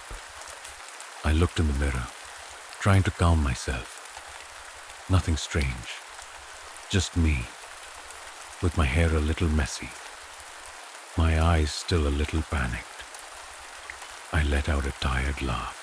I guess it's just stress, I muttered, turning off the faucet. As I bent down to reach for the towel, from the mirror, I was still standing, eyes wide open, staring down at me. No, I couldn't breathe. I didn't dare look up. My whole body was frozen.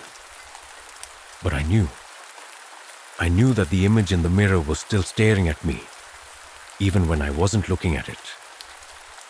Unable to bear it any longer, I jumped up. The mirror just reflected the way it normally did. I stared at it for a long time, trying to find something unusual, but there was nothing. But I knew what I saw was real. I knew it was there, and it was looking at me. I couldn't sleep that night.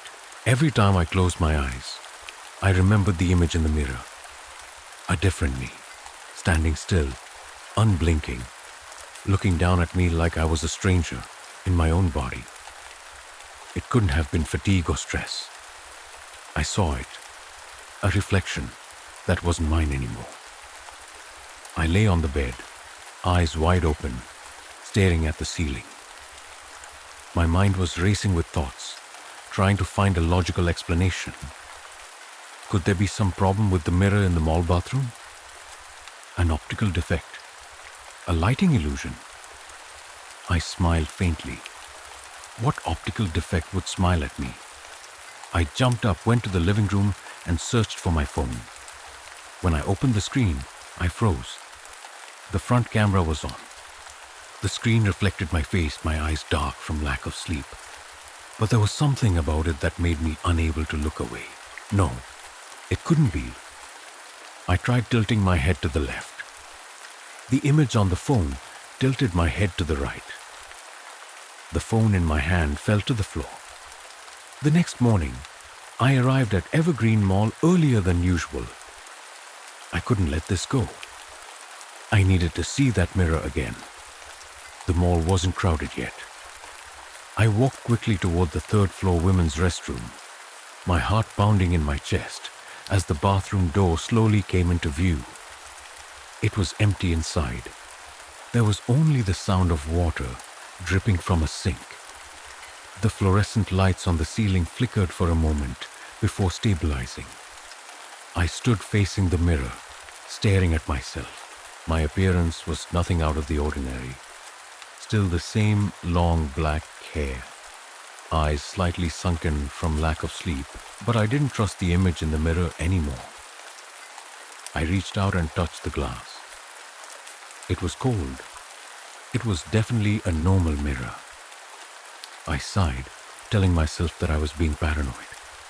But then, just as I turned to leave, a slight movement in the mirror.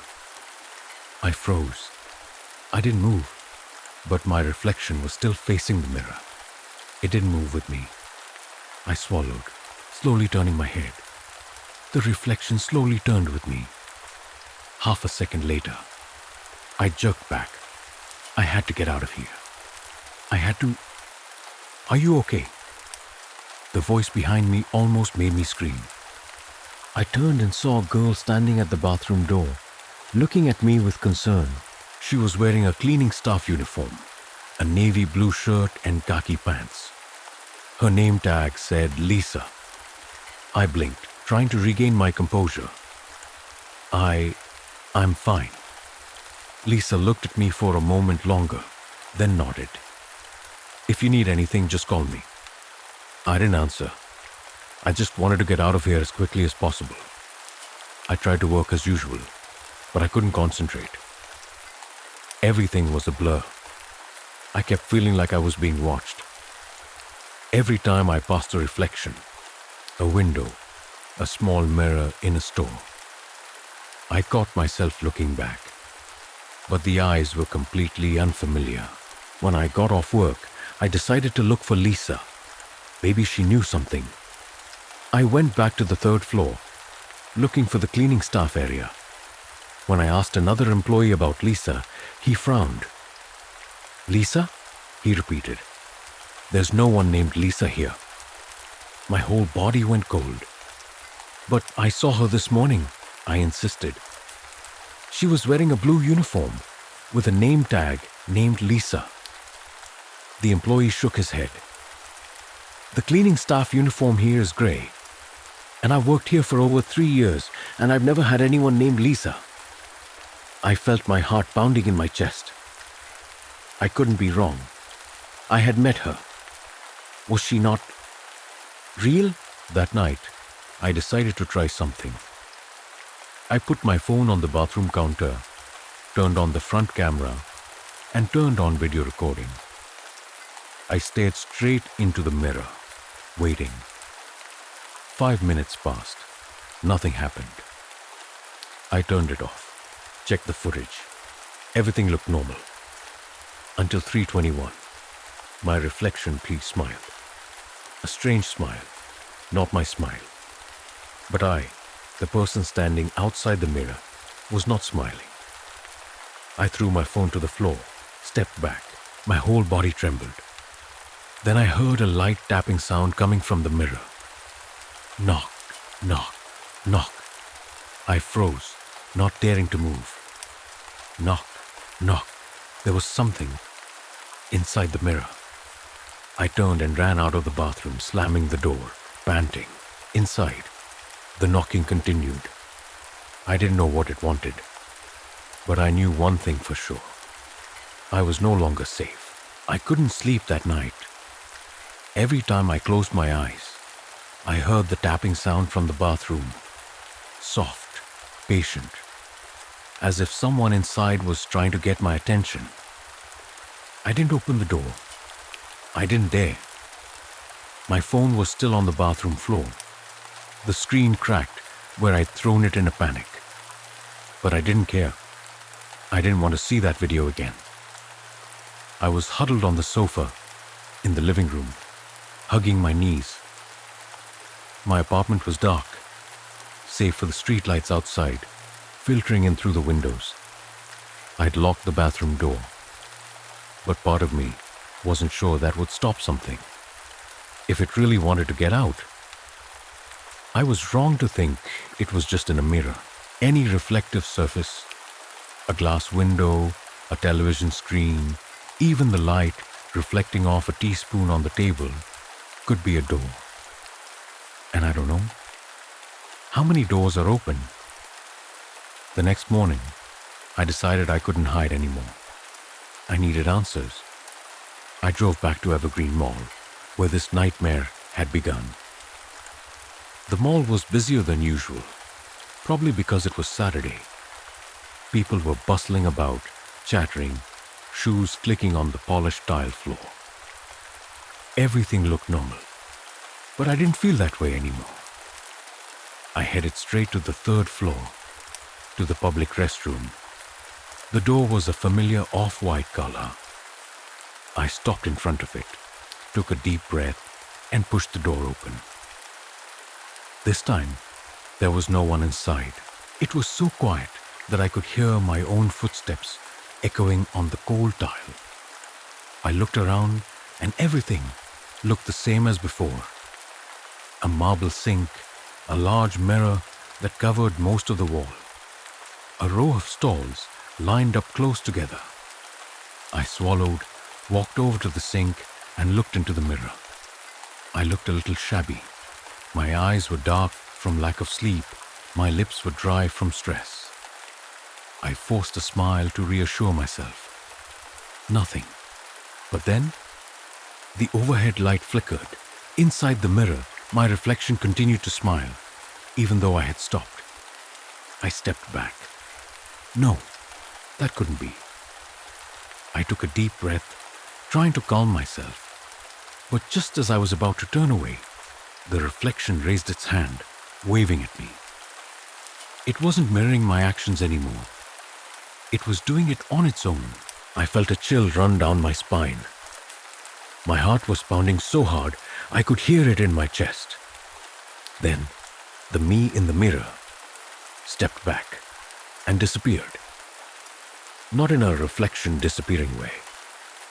It actually retreated into the darkness, as if the other side of the mirror was another dimension, a place I couldn't see. I couldn't breathe, a dark void between two worlds where my reflection should have been. Then something worse happened. It turned around, but it didn't look like me anymore. Its skin was pale. Its eyes were black as bottomless pits. Its smile was longer than usual, revealing sharp teeth. It stood right behind the mirror, staring at me. It raised a finger, placing it in front of its lips. Shh. Suddenly the bathroom door swung open. I screamed, jerking back, hitting my back against the sink. It was a security guard. He looked bewildered to see me so panicked. "Are you okay?" he asked. I turned back to look at the mirror. My reflection had returned to normal. No difference. I stammered an "I'm fine" and got out of there as quickly as I could. I sat in the car for almost an hour, trying to collect my thoughts. I couldn't imagine this happening. If it had been just once, I could have chalked it up to fatigue. But this was the third time. I thought about Lisa, the non-existent janitor. I needed to learn more about this place. I turned on my phone and searched for information about Evergreen Mall. Nothing too special. Built in 1994, it was one of the oldest malls in the area. But then, I found an old article from 2003. Mysterious disappearance at Evergreen Mall. A janitor disappears without a trace. I clicked on the article, reading each word carefully. Lisa M., 27, was a janitor at Evergreen Mall. She was last seen in the third-floor women's restroom on the evening of September 15, 2003. There was no surveillance camera recording her leaving the mall, and there was no sign of a struggle. Witnesses said she was last seen cleaning the restroom. The case remains unsolved. My heart stopped. Lisa, She wasn't real. Or rather, she had been real. I didn't go home that night. I rented a cheap hotel room on the outskirts of town, just to get away from the mirror in my apartment. But even in this room, I could feel it. The feeling of being watched. There was a mirror in the hotel bathroom.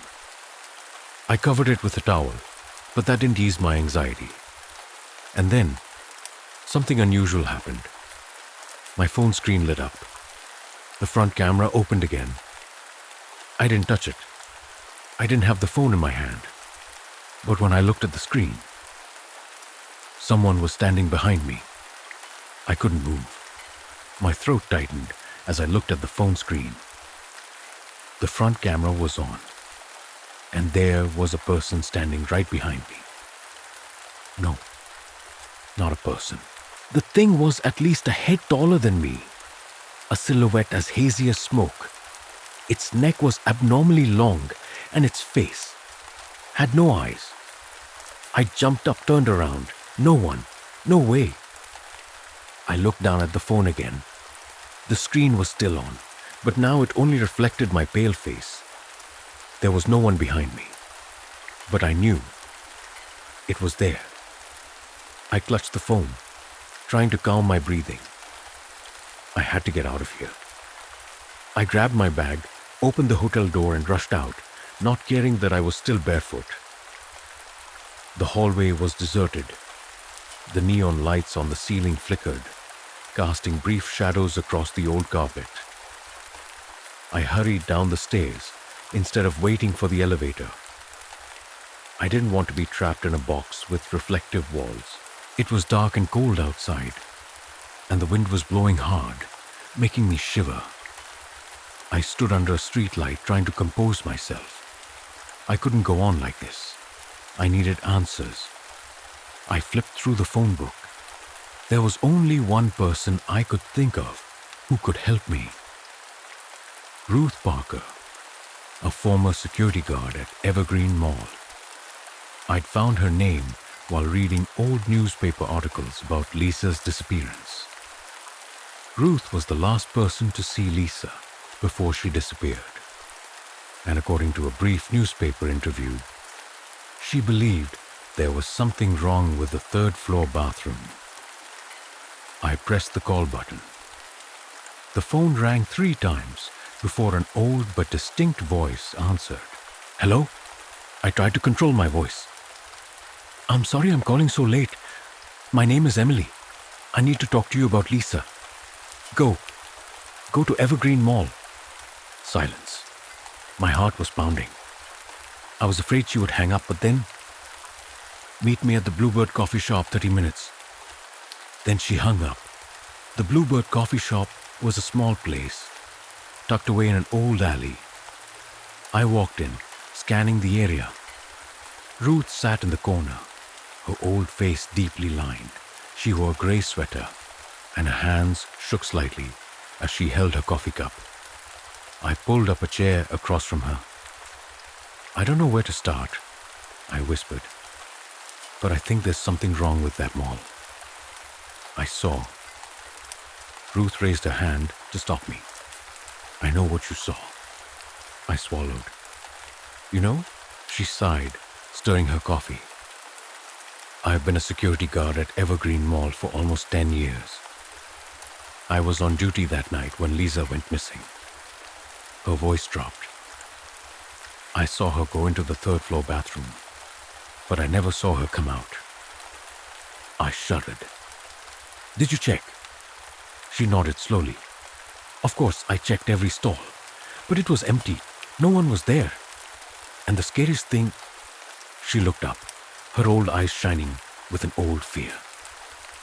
The door was still locked from the inside. I felt a chill run down my spine. She continued. I reported her missing, but no one believed me. They thought Lisa had left her job. But I knew. She didn't leave the building the way she normally would.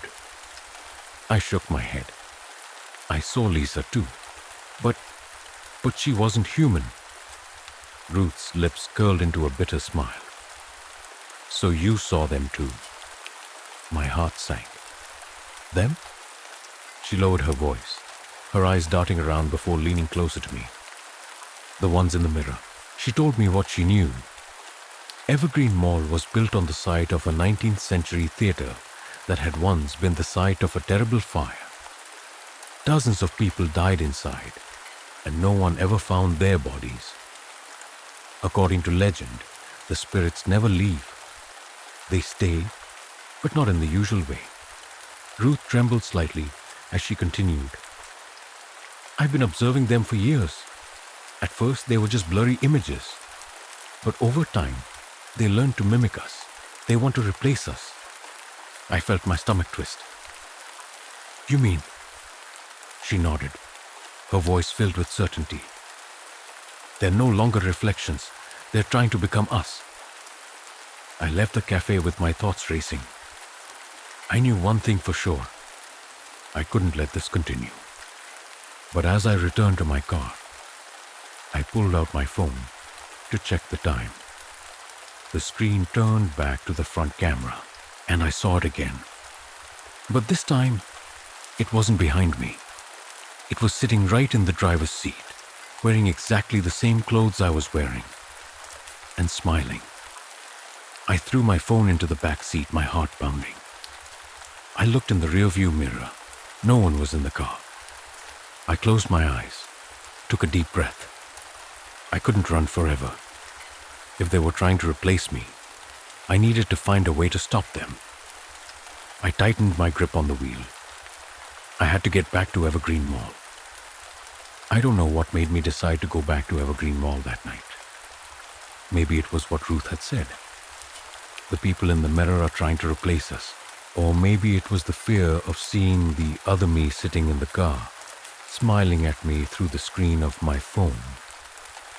But one thing I knew for sure. If I didn't do something now, I might not be me anymore. I drove to the Evergreen Mall parking lot, parking as far away from the main entrance as I could. The mall had closed over an hour ago. Only the dim street lights casting a cold glow on the concrete. I got out of the car and walked across the empty courtyard. All the windows reflected my shadow. But was it really me? I tried not to look at them. I had to find a way to get in.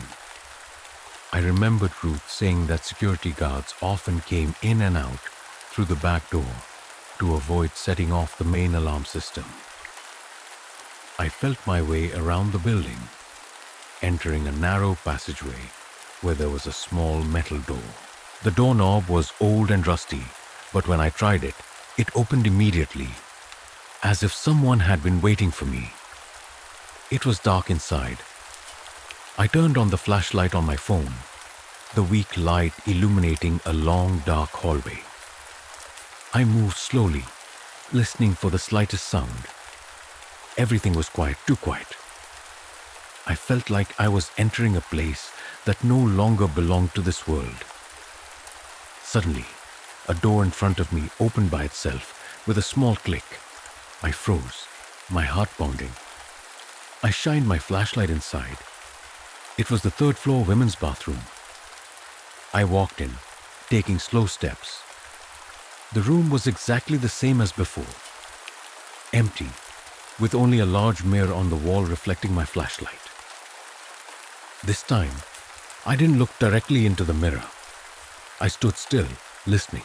Nothing, but I knew it was there, waiting for me. I walked to the sink, took a deep breath, and looked up. At first, the reflection looked completely normal. But then, I realized it wasn't blinking. I closed my eyes for a second, then opened them. The me in the mirror still didn't blink. The air felt stuffy. My chest felt tight. I took a step back. My reflection didn't. It stood still, just smiling. Then, it raised its hand, placing its palm on the glass. My heart clenched, and before I could do anything, it stepped forward. Not into the mirror, but out of it. I didn't have time to scream. A cold hand grabbed my wrist, yanking. I staggered, lost my balance, and then everything went black. When I opened my eyes, I was no longer in the bathroom. I was standing in an endless dark place, with no ceiling, no floor, no anything. There was just me, and hundreds of mirrors around me. I walked to the nearest mirror, trying to look inside. I saw myself, but it wasn't me. In the mirror, I saw myself standing in the bathroom smiling. No, it couldn't be. I blinked. The reflection didn't blink. It had replaced me. I screamed, banging on the glass. "Let me out!" My voice echoed through the space, but no one answered. I looked at the other mirrors. All of them had people inside. All of them were screaming, begging to be let out. I felt my stomach twist. I wasn't the first. The people in the mirrors, they'd been doing this for centuries. I don't know how long I stood there. There was no time, no change of light. I could only look through the mirrors, see my imposter living my life. It went to work. It talked to its co-workers. It replied to my texts. And then, one night, it sat down in front of the mirror in my bedroom. It looked straight at me. No, at itself. It tilted its head, smiled, and whispered, "Don't worry, Emily. I'll live a much better life than you." I wanted to scream, to smash, but I couldn't do anything. I was trapped, and it was living my life.